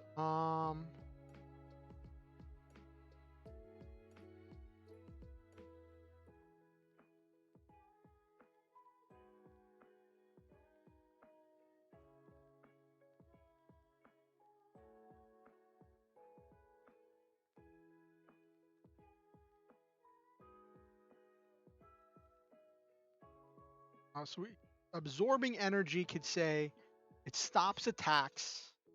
It's like vibranium kind of where like it like can absorb the uh it can absorb the kinetic energy of things.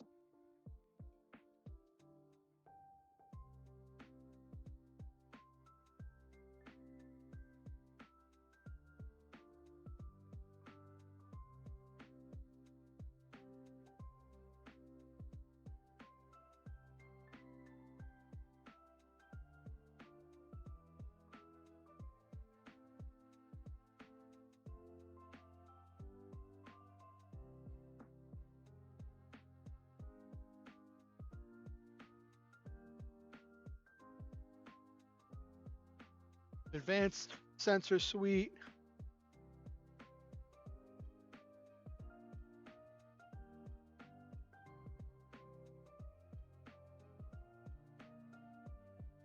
Ooh, that's a cool one. Coat of arms, its protective nature. Ooh.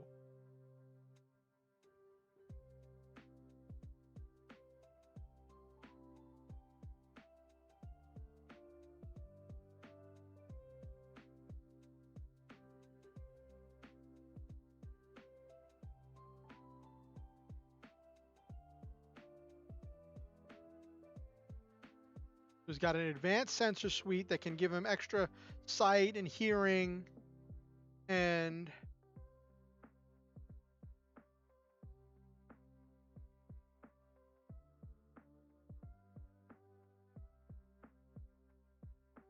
got that. He's got the super hearing, super sight. Janice, school perfectionist, struggling to keep the developing powers under wraps, manage the hero life and pressure, has an addiction to drug.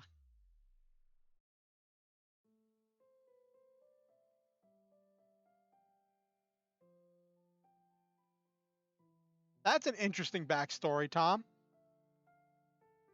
That's an interesting backstory of somebody's Janice character.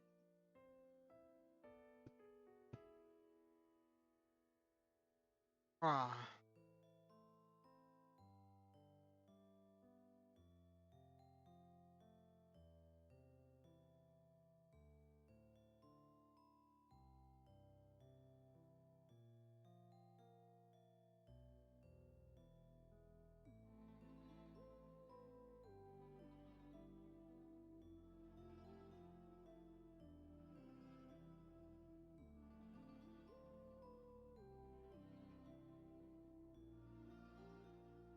So it's some kind of like techno mage thing.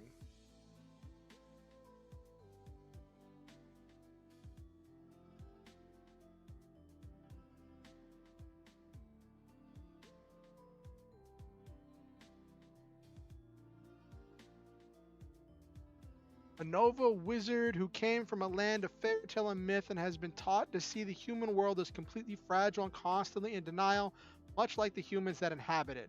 Ooh, that's cool. That's a good story for a Nova. Yeah, Nova could definitely be a wizard. So Nova is a character who has like a great deal of power. The Nova, here, I'll switch over to the Nova real quick. I can show you.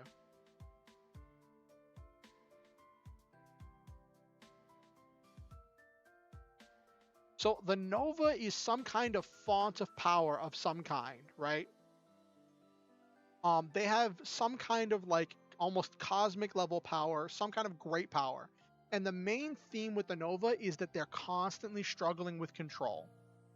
They have these burns they can use for these great things that they can do. But the thing is, um, there's always the chance that they lose control and their powers cause collateral damage. For them, it's not a matter of if they can do it, it's a question of if they can do it without causing collateral damage and hurting other people, because they just have so much power that they're constantly struggling to control. And if they lose control, it'll destroy the world around them.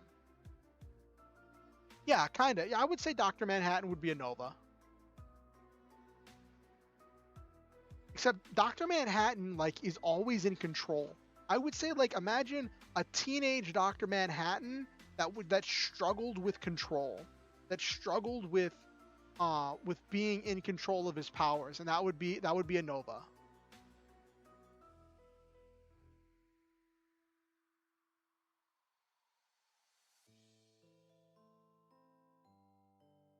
Yeah. Mhm.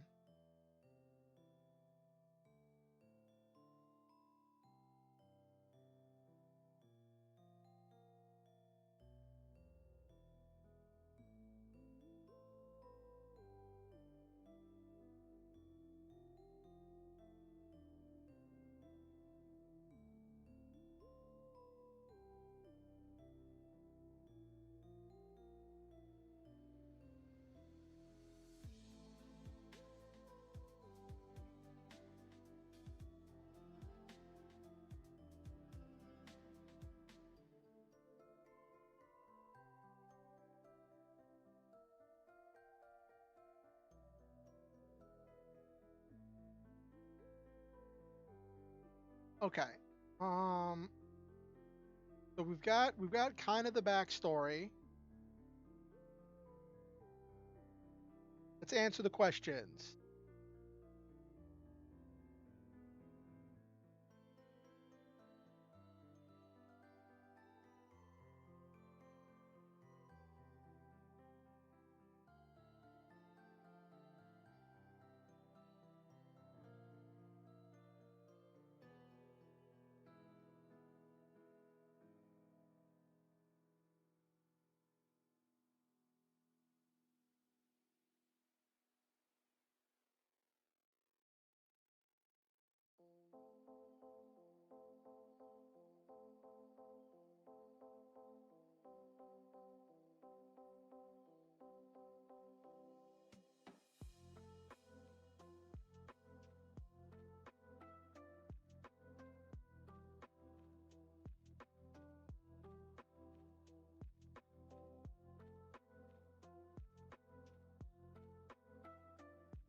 I'm changing from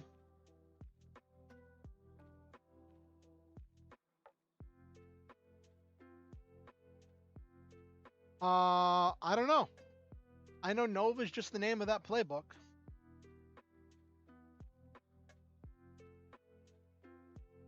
I don't this came out a few years ago. I don't know when. I mean, maybe Sam Alexander? Maybe.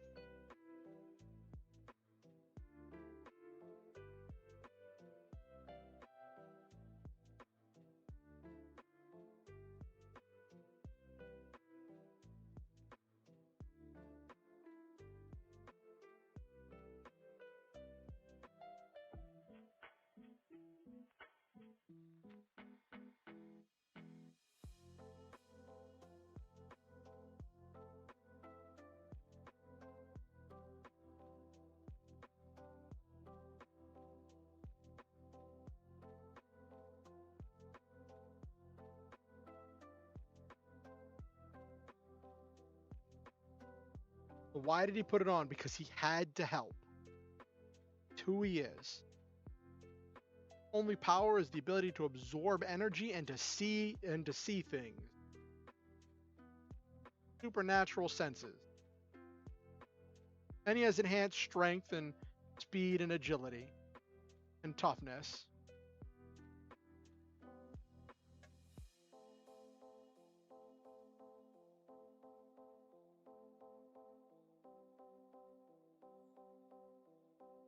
Why does he keep his identity secret?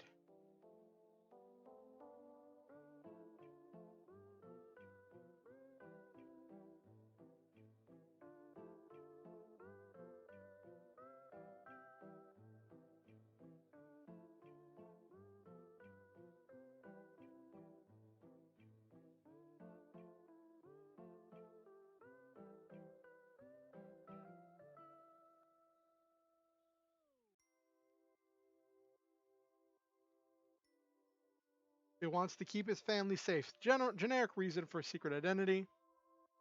Who outside of the team knows about your dual identity? That's a good question. So now I need to come up with an NPC. Well, I could just use the generic social worker one.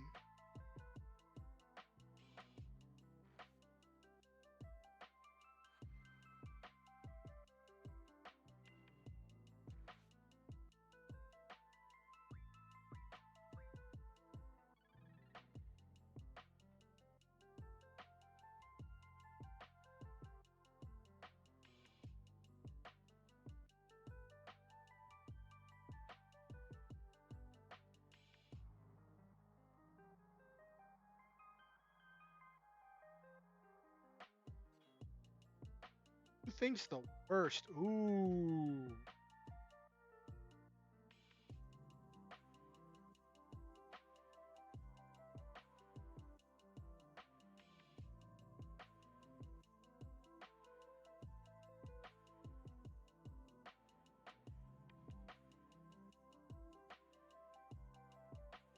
Who thinks the worst of your masked identity? You gotta have uh, somebody who thinks bad things about you. Ooh. Um.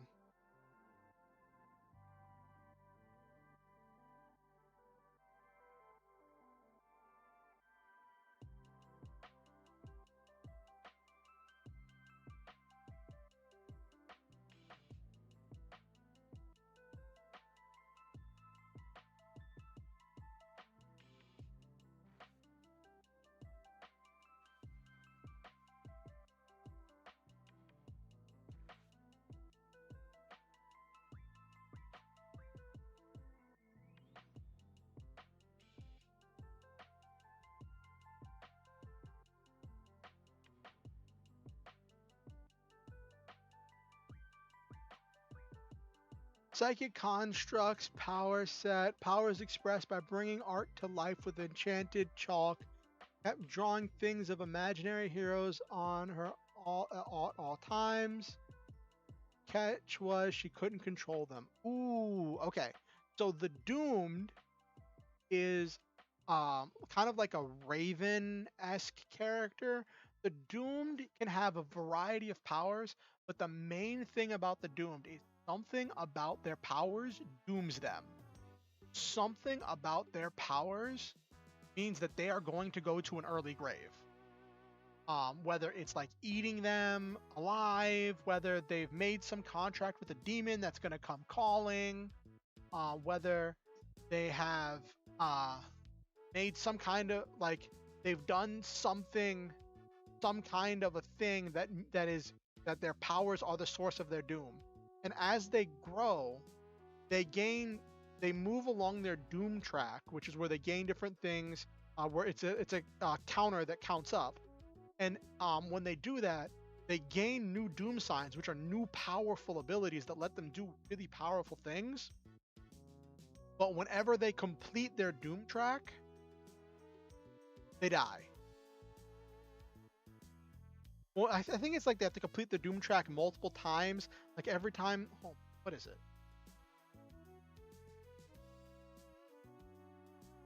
What is this? Okay, no, it's so you've got 5 slots on your Doom track, and anytime you do something to bring your Doom closer, you mark something on your Doom track. When you complete the Doom track, you gain a Doom sign, and then when you run out of Doom signs to take, your Doom arrives. There are 5 signs. So you can fill your track 5 times, and then the 6th time you fill your Doom track, your character dies. Confront your Doom and perish.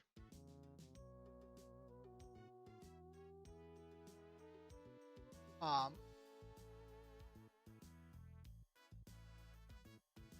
so it's just like here, I'll show you. Doom track.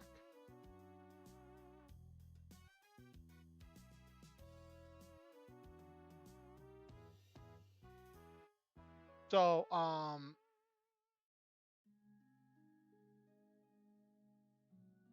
so you have to pick 2 things. You have to decide on 2 things that whenever you do them, it brings you closer to your Doom. And you have to describe why. Now, it could be these, could be something else, but it has to be something that, like, if you do it, it brings you closer to your Doom for some reason that fits the fiction. Now, there is this thing, right?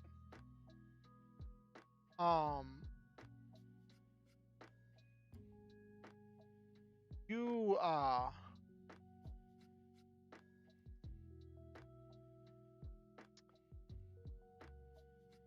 there's this one thing where, like, if you over the course of the story uh manage to, like, defeat whatever your Doom is, like if you are getting your powers from a demon or whatever, and you eventually defeat that demon, so then you're no longer doomed, you lose your powers and you have to choose a new playbook. It's one of the things you could take.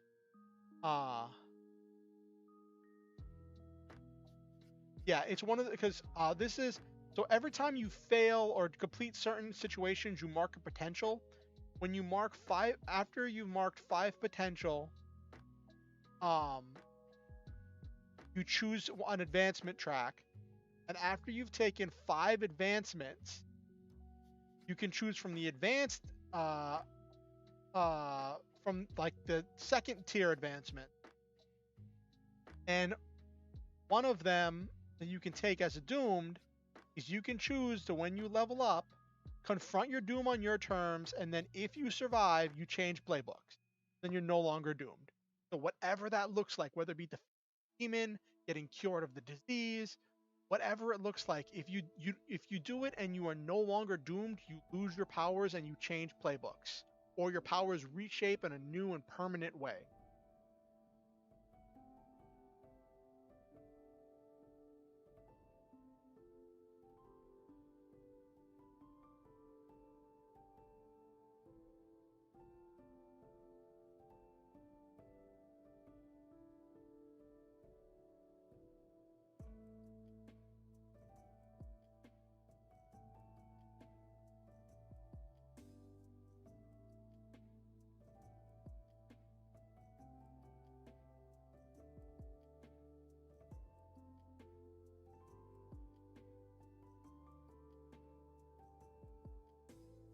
What do you remember, Nabiru? That's the person who thinks the worst about my masked identity. Green Ranger Candle, Madoka Magical. Yeah, kind of like that.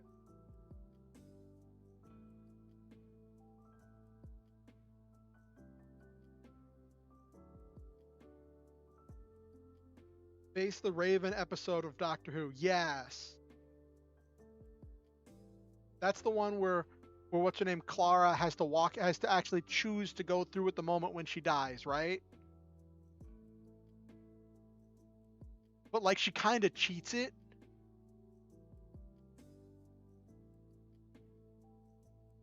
Didn't she kind of cheat it where she's like, well, I have to get here eventually, but we have a time machine, so I can go do whatever I want and come back and still be here for this moment.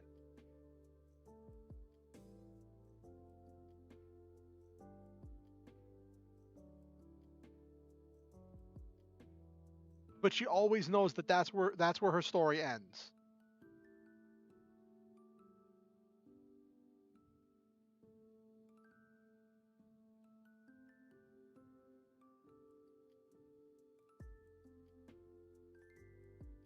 Angry Owl Doctor cheated the rules to stop Clara's clock so she could do that. Yeah. Was that Peter Capaldi or something?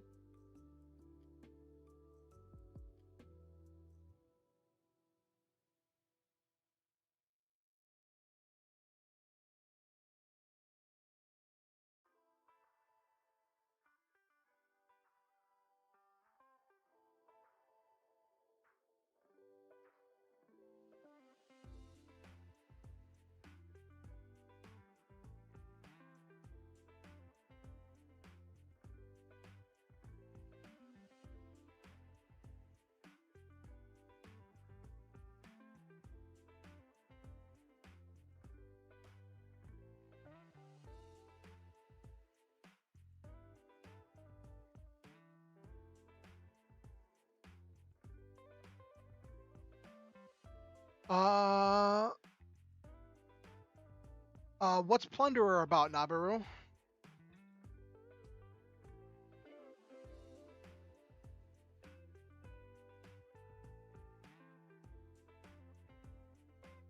That's who thinks the worst of my masked identity. Why do you care about the team?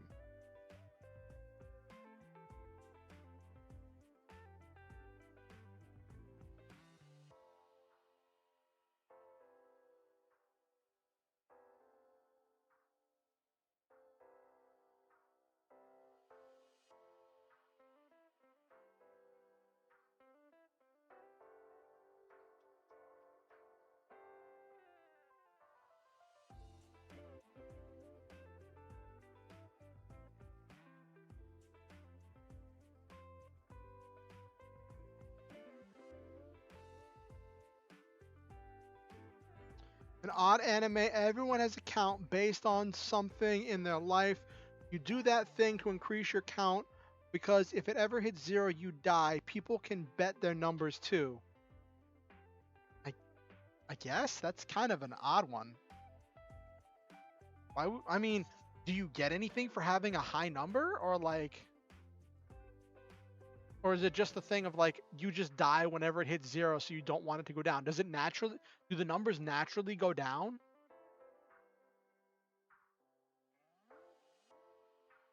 Oh, it increases your power. Okay.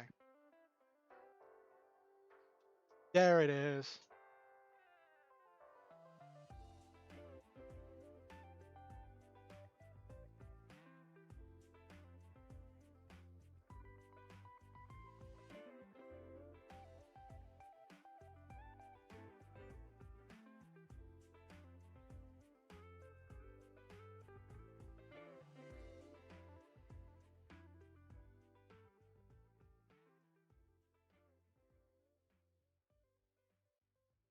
Okay.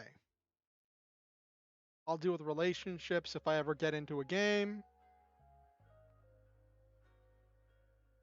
Main character is a fighter. He has 2 counts, one for all those he's slain, kept hidden, and an impossible negative count for how many times girls reject him.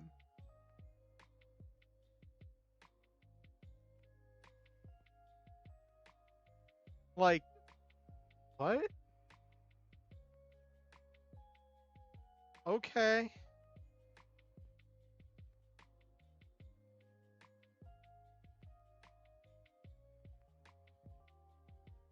Okay.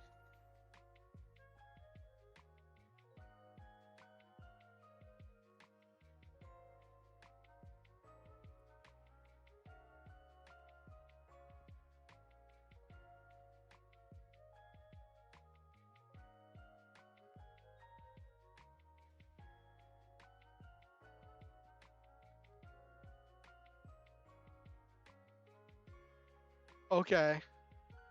I guess I can see that kind of Nabiru.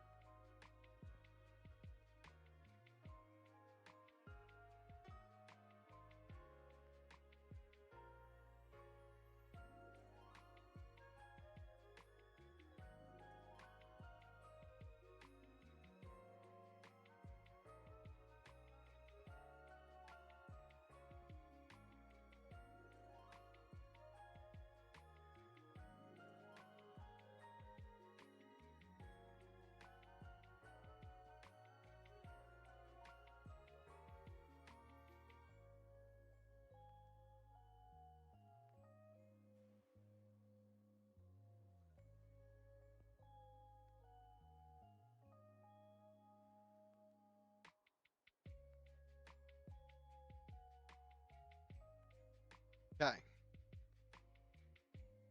So he's got mask. Not go down unless you bet it, or the opposite of your task happens, so you can die that way. Like if someone compliments the main character instead of rejecting him. Oh, okay.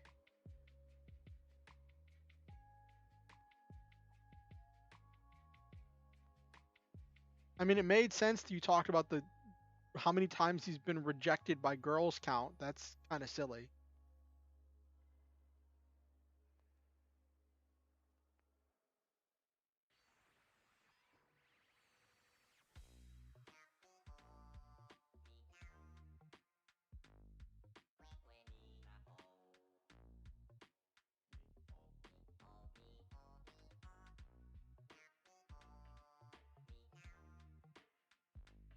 All right. So what other moves do I want?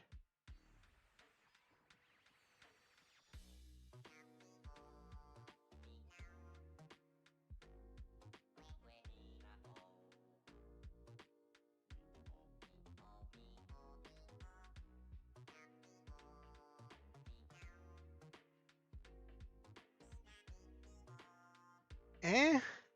That makes him just kind of a generic anime protagonist, though.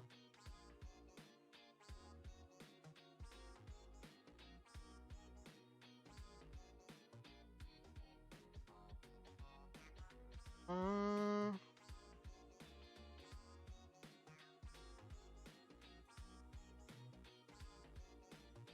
in which you.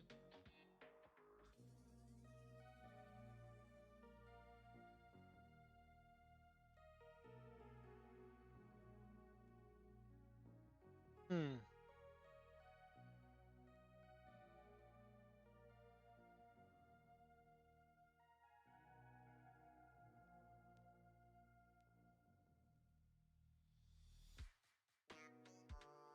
Uh,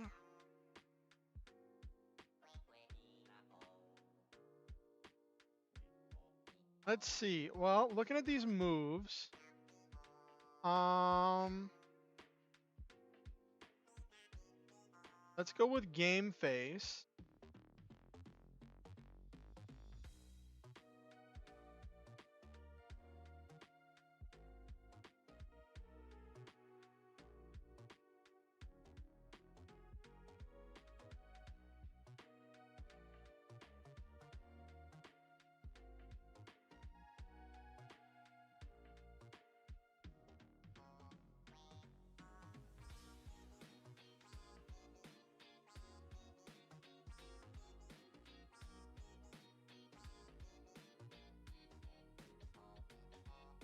Okay.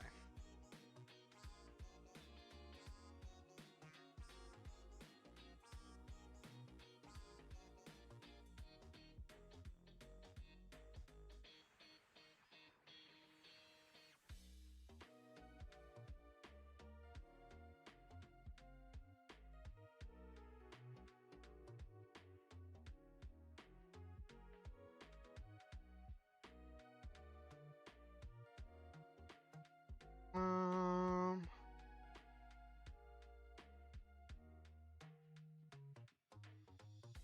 market potential. That's good. Uh,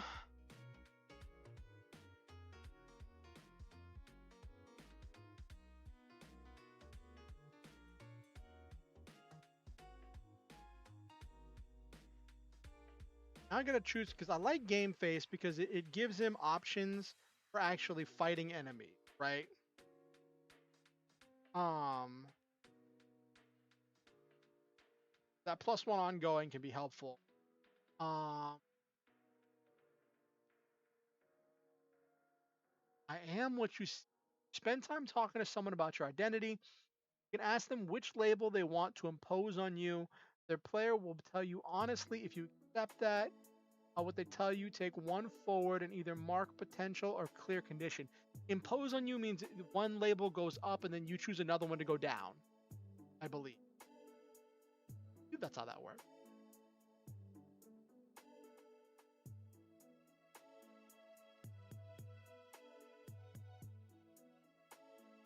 Because the whole thing is that your labels change as you go, as your self-identity changes.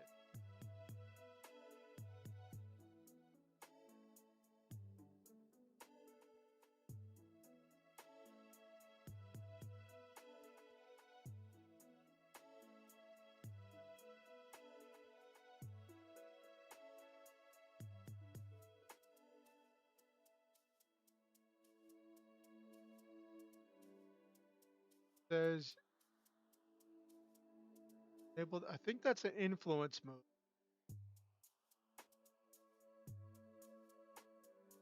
Blah, blah, blah.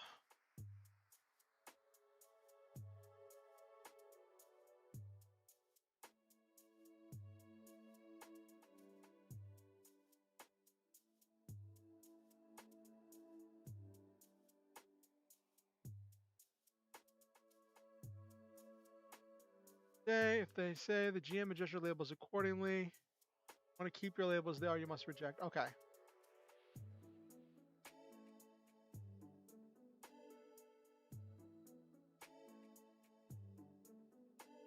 All right, so you choose one that's going to go up, and then they tell you which one they want to go up for you. Okay. I don't think that worked as bold or italics, Captain Patriot.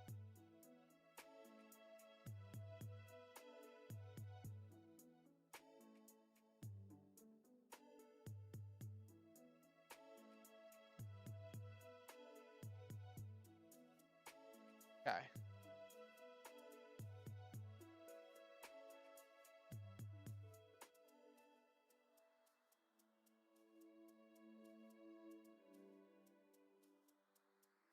Oh no, Captain Patriot. Oh no. Okay.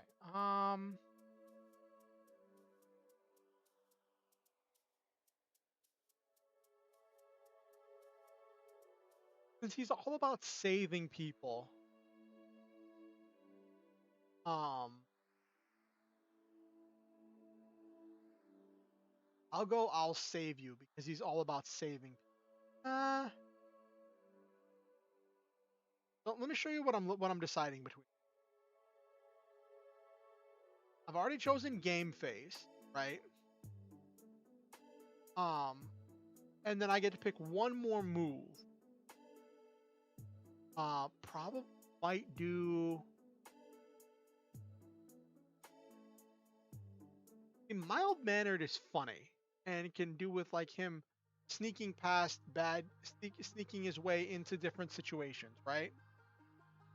Dangerous web, not really, because he's not a trickster. He doesn't lay webs or things. He's not Spider-Man. Like Spider-Man is normally a Janus. I am what you see is interesting because it can uh let someone impose a label on you.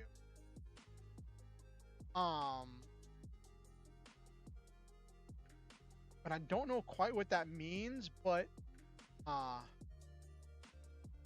thanks for coming, Silva. It was great having you. Have a good night, Silva. I think I'm gonna go with I am what you see. Even if I don't quite know what that is, I think that's still cool.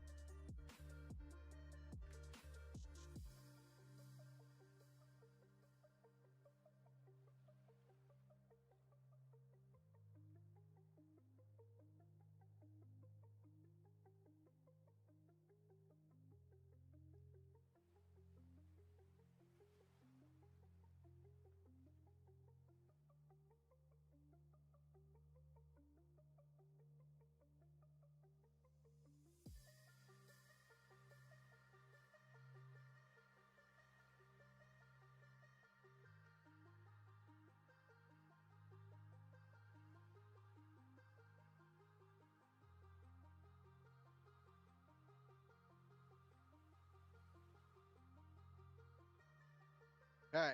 because that's a way to clear conditions.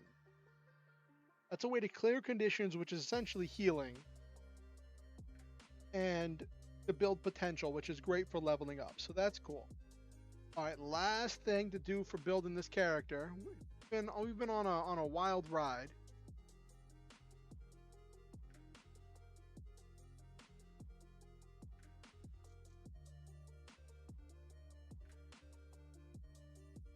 That was a series of obligations. Choose 3 obligation.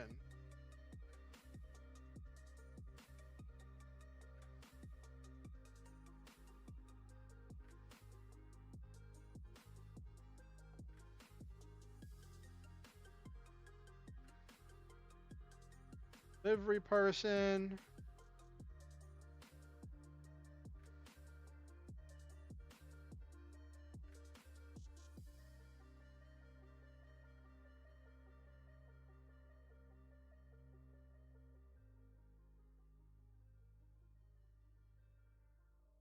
Chores.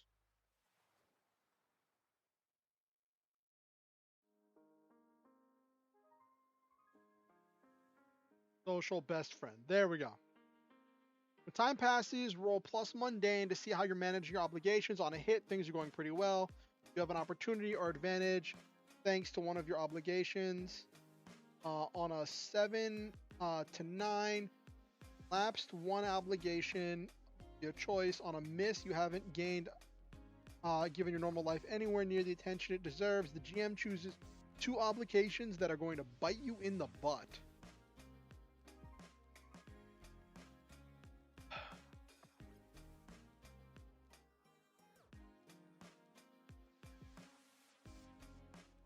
All right. That's Mask. John Doe, spelled with a G. Oh, that's such a terrible name. Oh my gosh. Terrible person.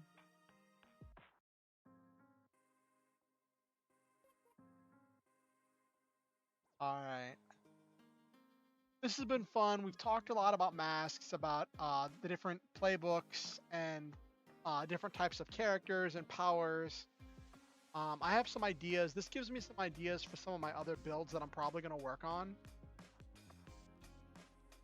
Thank you, Captain Patriot, for a lot of your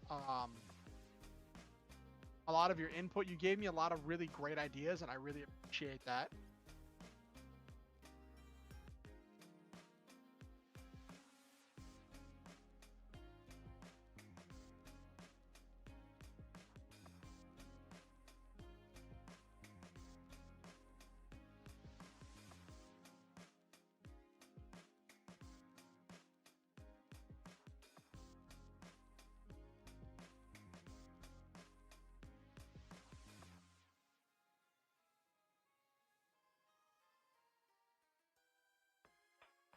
Okay.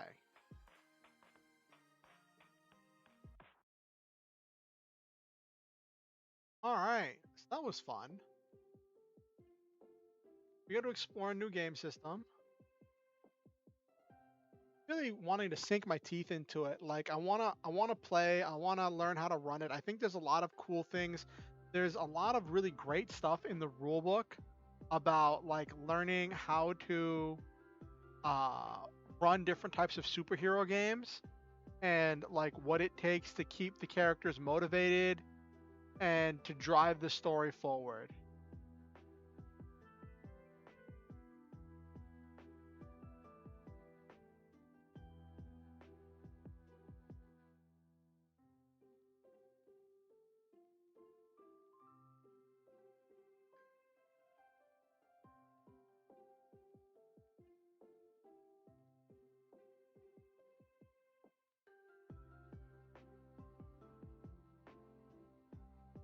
Okay.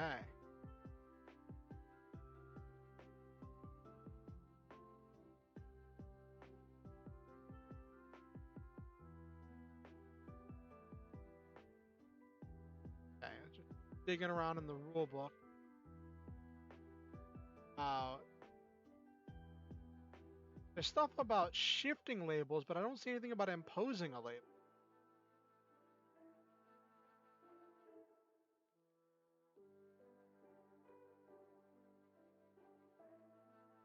Check the back.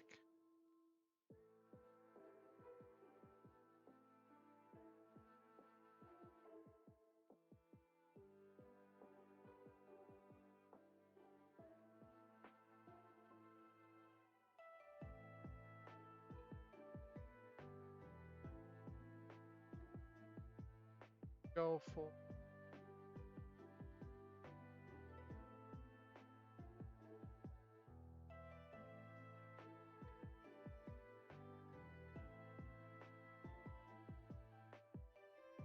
Anyway,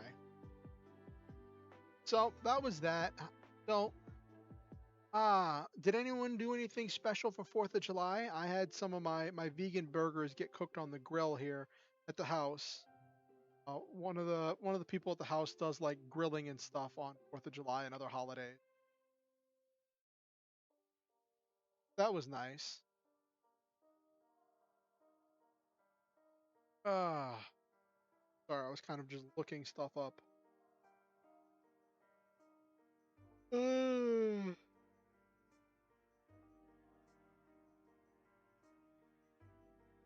But yeah, I love superhero games. I think they're very interesting. They can lead to some very great storytelling, and I think Masks has a lot of potential for storytelling.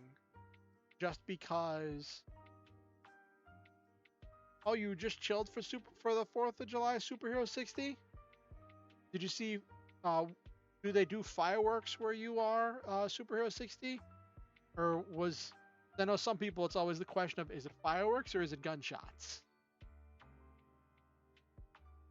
I saw one meme that was someone took the 3D model of Barrett from the original Final Fantasy VII game. Well, you binge watch Food Wars, nice Nabiru.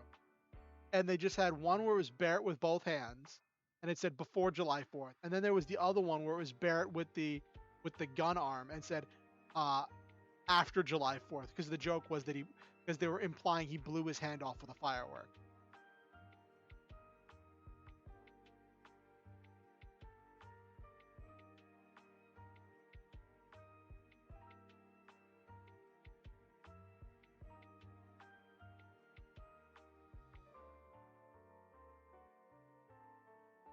All right, but yeah, that was funny.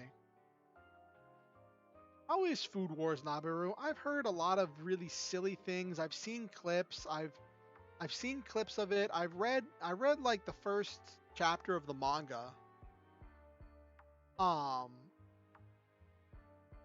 and no, that wasn't the manga I read. I read a different food manga. There was this other food manga called like Addicted to Curry that I read.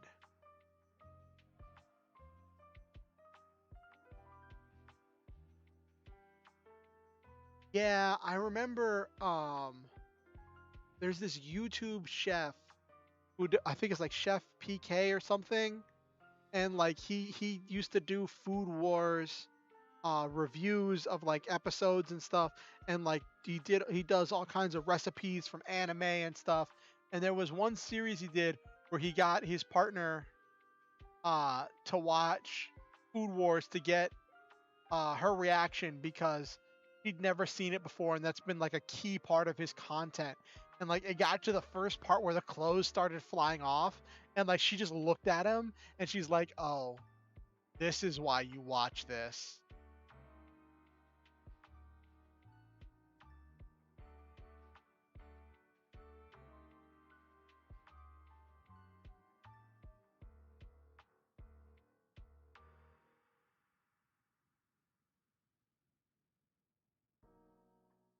Okay.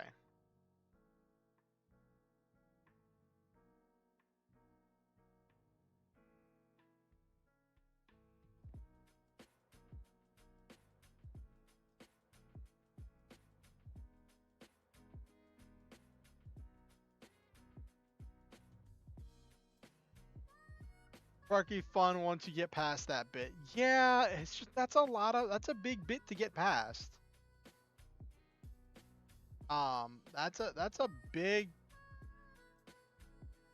That's a big bit to get past. Um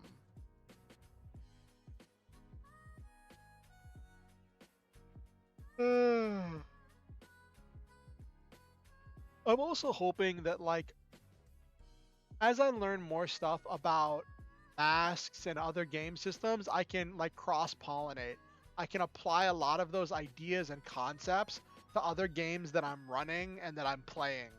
Because I'm a firm believer that like the more games you learn, the better of a player it makes you in all the games you play.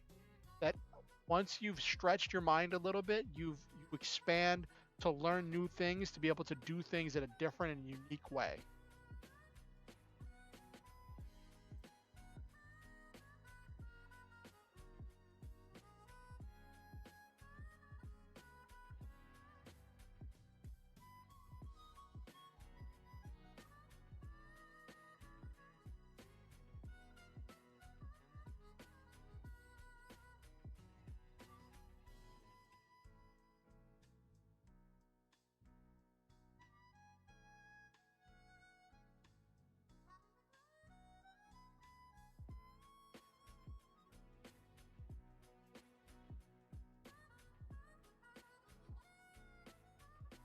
Okay.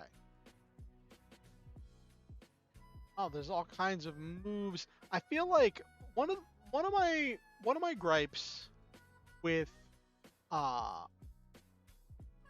uh with masks, now that I've learned more about it, is that like playing seems like it's relatively simple, right?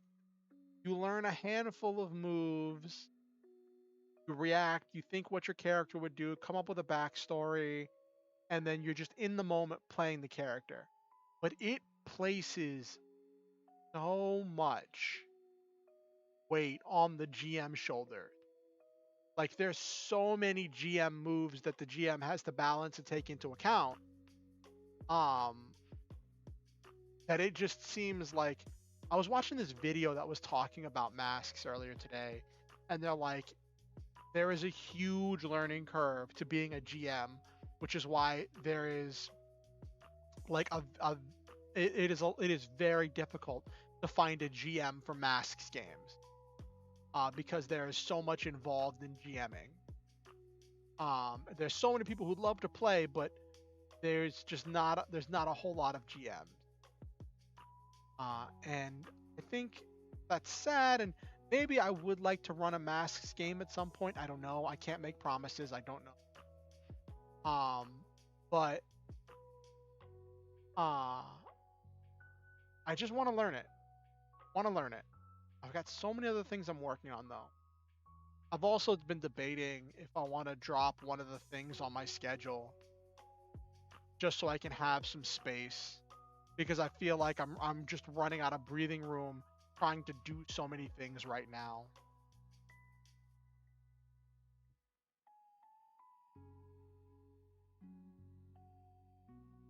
Like I just feel like some things are kind of spiraling a little bit. But that's its own challenge. That's its own thing.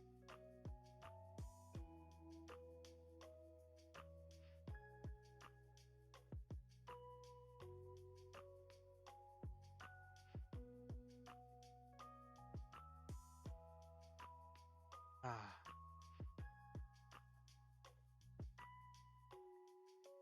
But I feel like that power set of being able to absorb energy but like not be able to dish anything out could really work for a beacon too. If like you can absorb anything but you can't dish anything back out, then no one everyone's gonna think you're just useless and it's gonna be like, why are you here?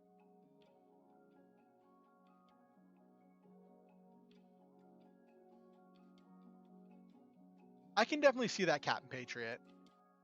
Like the choices that they give you are like they're very, I don't know how to put it. They're specific in some ways, but they're open ended in other ways. Um, One of the things that I think is really cool that someone mentioned that a video mentioned was that because masks, the original rule book and the first 10 playbooks were released under a Creative Commons license, um, there's this like huge fan like there's this huge thing of like lots of fan playbooks that people have put together um of like uh like this just other cool custom things people have made, and part of me wants to dig through those and just be like, ooh, could I use that, could I use that, could I use that, and just see what I find, you know what I mean? Just see what custom playbooks there are. Like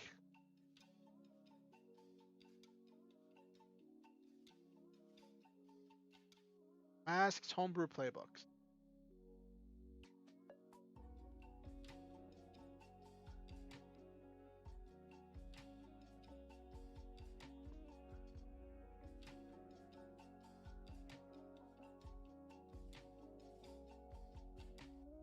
Blah, blah.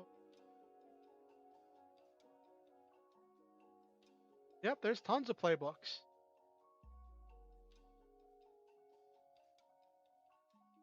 Cool.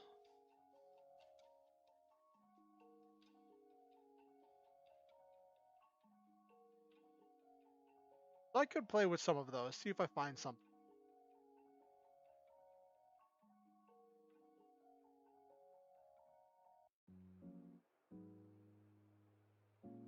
Looks like the Reddit strike finally ended.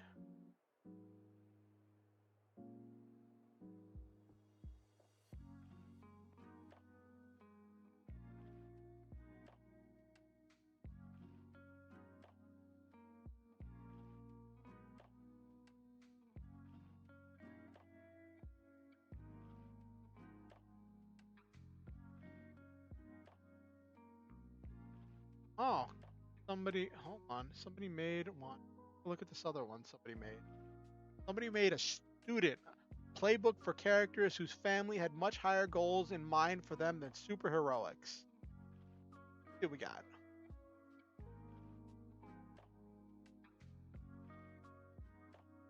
You were allowed into a prestigious institution. You try to be a good student. Not everyone's okay with you turning your lessons into superheroics. Choose 3 that are part of your curriculum. 1. Oh, you gain your powers through education. Okay.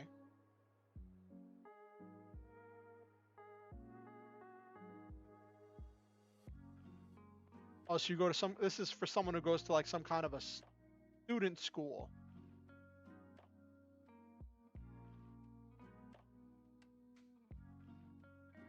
Ah.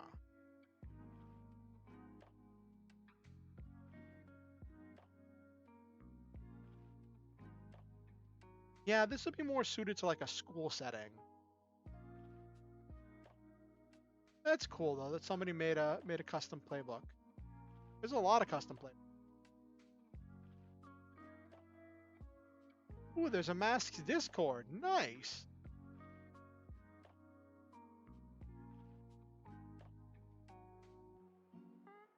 Cool. It's huge.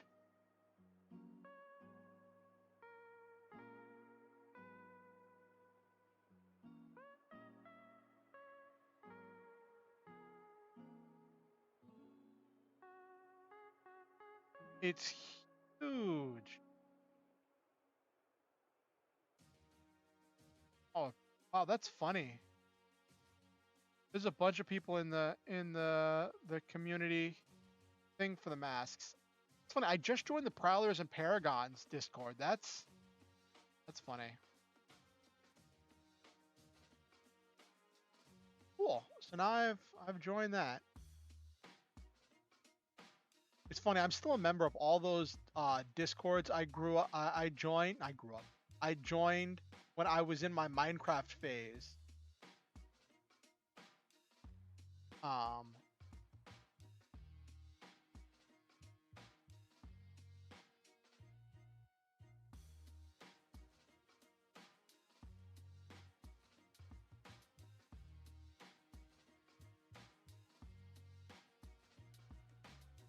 What's this?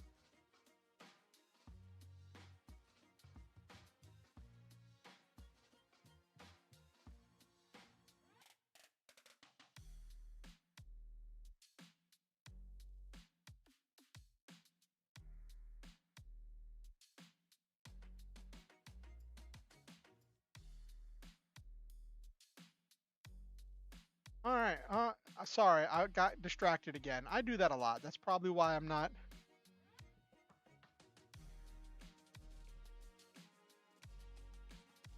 That's probably why I'm not a big streamer. Well, among other reasons. Uh.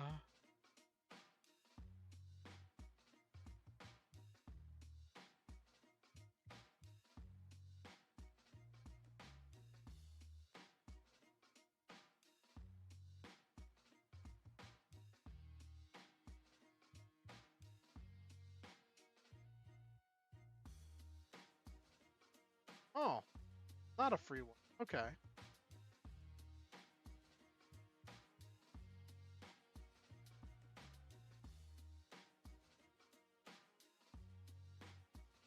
Oh, okay. Anyway, I got distracted. But yeah, so there's tons of fan-made playbooks um that can stretch the gamut of a lot of different things and concepts. But I think it's important to make sure that like if you're playing that your game master knows the playbooks that you're trying to use and can plan for them appropriately and knows how to plan for them. I think the rule book goes into great depth for how to plan for and work with all of the starting 10 playbooks. And like I think all the other limited edition playbooks come in their own other books that have tools for the GM and how to utilize them. But like the fan made playbooks don't really come with all of that stuff about like how to drive and motivate them. Uh, though some of it looks like they do. So maybe. I don't know how much I'm gonna delve into this. Like, I just found it. I've been really interested. I watched an actual play of it. I've been really excited. Um, and I've been making characters. So I thought we'd do that tonight on stream, and I think we did that pretty well. We built a full character from scratch. I did a lot of explaining. Uh, and yeah.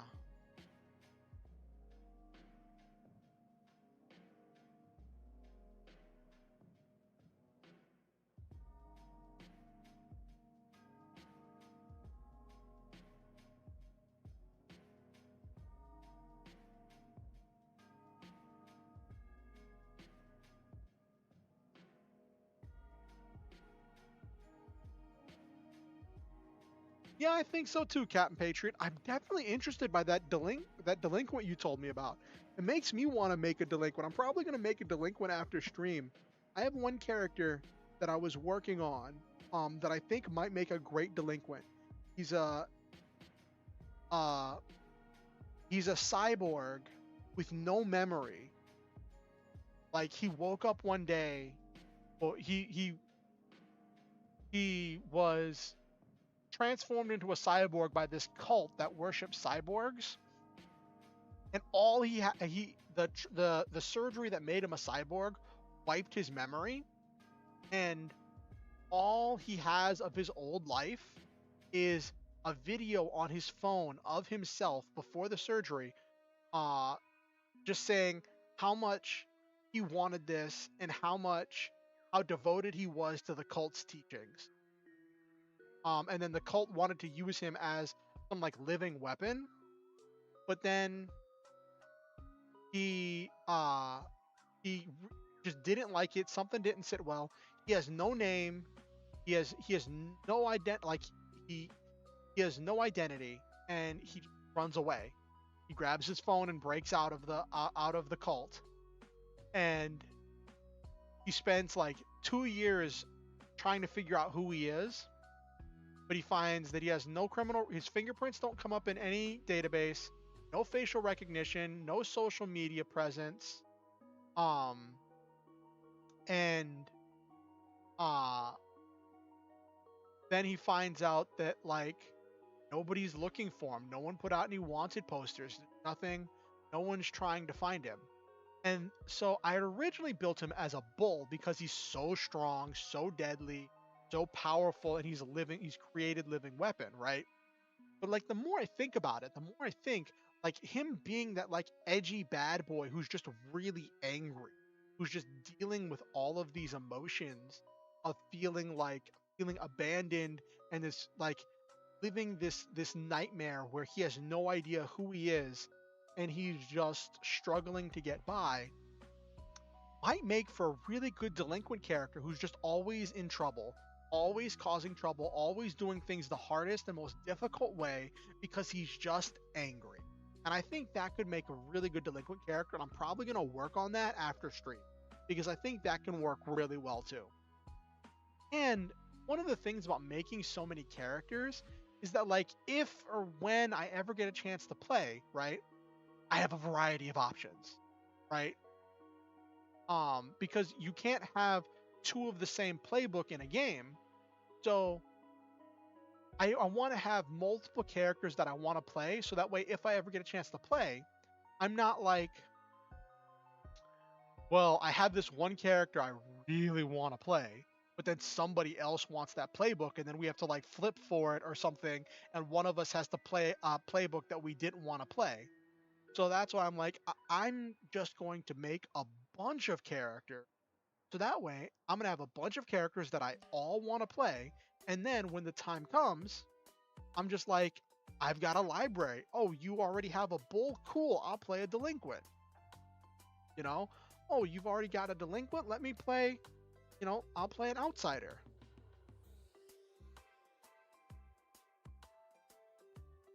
Because I realize some other people aren't going to hyperfixate on this and design a bunch of characters like I am. Or like tonight, it'd be like, oh, somebody else had like one person's already got a bull, somebody else has a delinquent. Oh, well, I got a Janus. Or if I make a version of Mask that's a beacon, which I totally think that power set could work as a beacon. That's also true. And like that's also a key thing with like having a variety of characters with different backstories and different themes to them means that I can have something that's, if not exactly what I want, something that I could tweak and modify, something that I could say, okay, well, this isn't exactly going to fit this world, but I'm going to tweak or modify this, and it's a lot easier to edit something than to start from scratch. So if I already have something, or if I want to like kit bash two of my ideas together into a new character, I have the ideas written down. You know what I mean?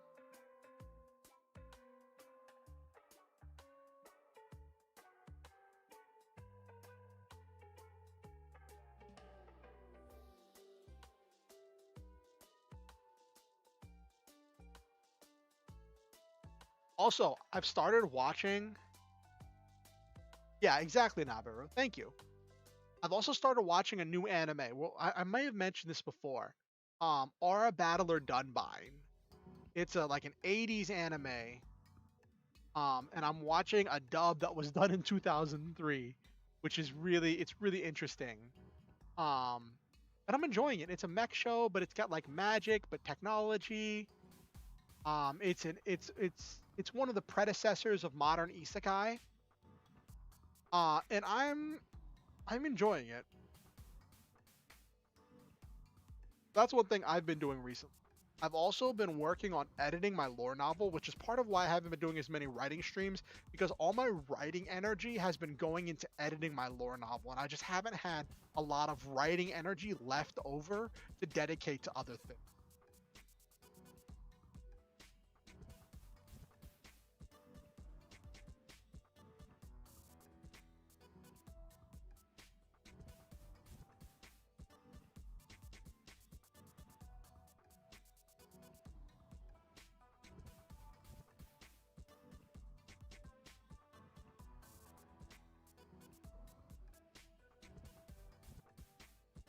Alrighty.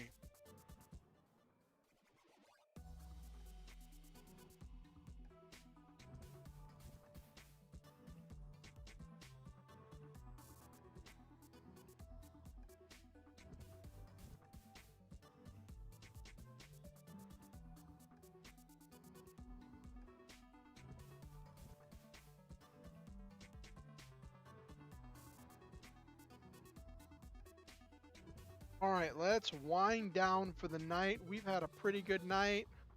Been listening to the GameChops video game study lounge going on in the background for the music.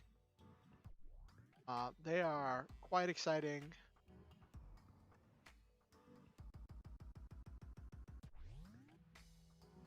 I like having music on my stream.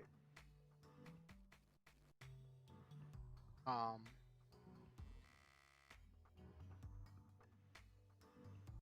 I think it adds a different feel to it and it helps with the mood, you know.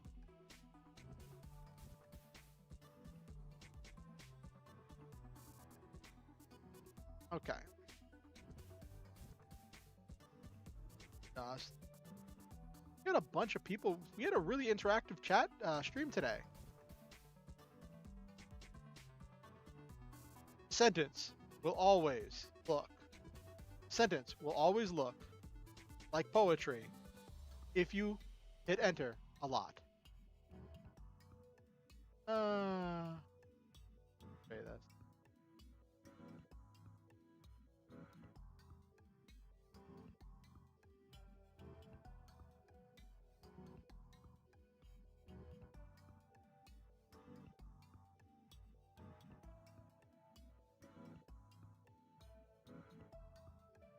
Oh, sure. Cool.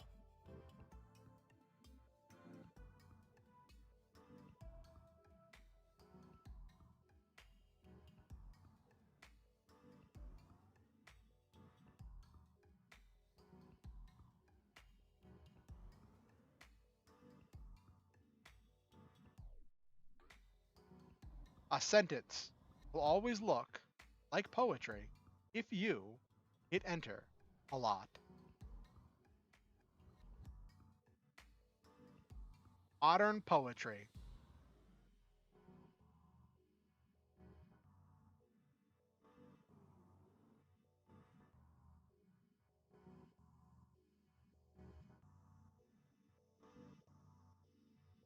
I don't know. I haven't read any actual modern poetry, so that's not a jab at like any. That's not a jab at any specific poetry or anything about the like any actual modern poets. I just thought it was funny.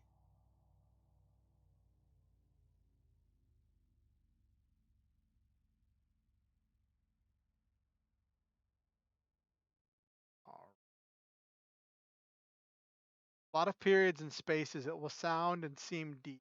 Yes, the Jeff Goldblum way of speaking. Exactly. Right.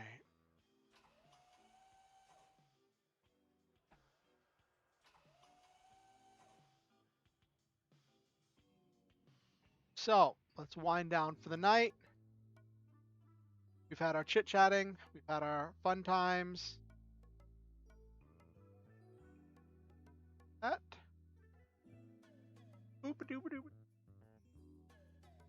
Let's say goodnight to everybody who came. So to Silva, who's already gone to bed, Captain Patriot, Nabiru, uh, Superhero 60, Tom, and anyone else who watched the stream and didn't say anything in the chat, or anyone who watches this VOD afterwards, if I leave the VOD up. Don't know about that yet. Thank you all for coming to the stream. Thank you for giving me your time, your energy, your attention. And I want you all to know that I love every one of you. I believe all of you. I think that each one of you is special, precious, and truly unique. That each one of you has a one-of-a-kind energy that only you can bring to everything you do. I believe that all of you make this world a better place just by living in it. And I am grateful every day to live in a world with you in it.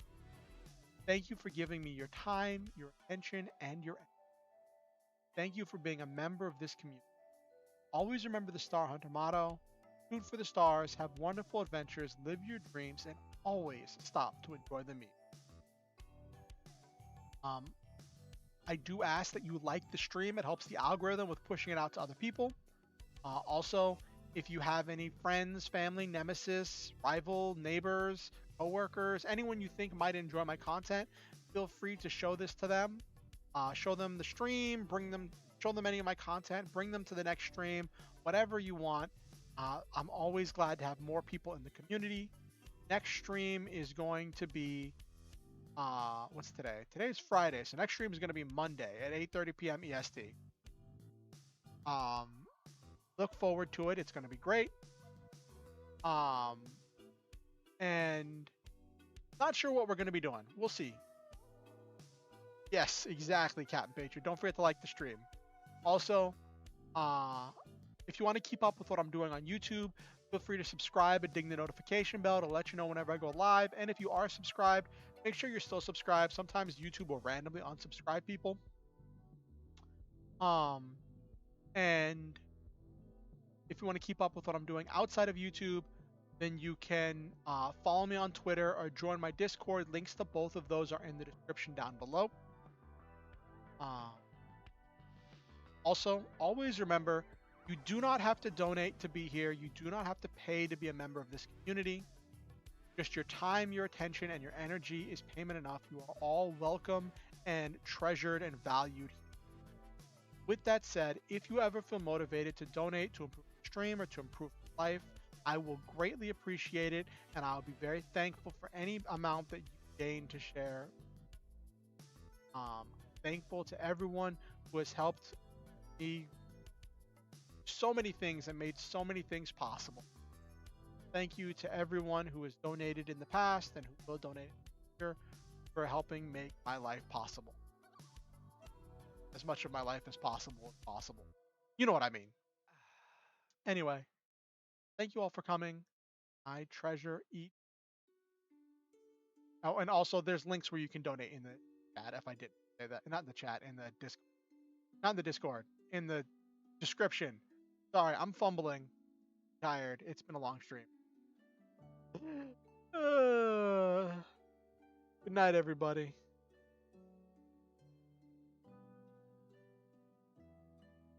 What? My numlock turn off?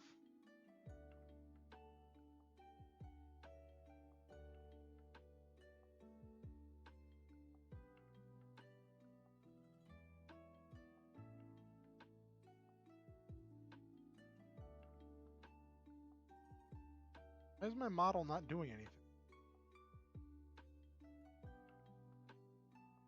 There we go.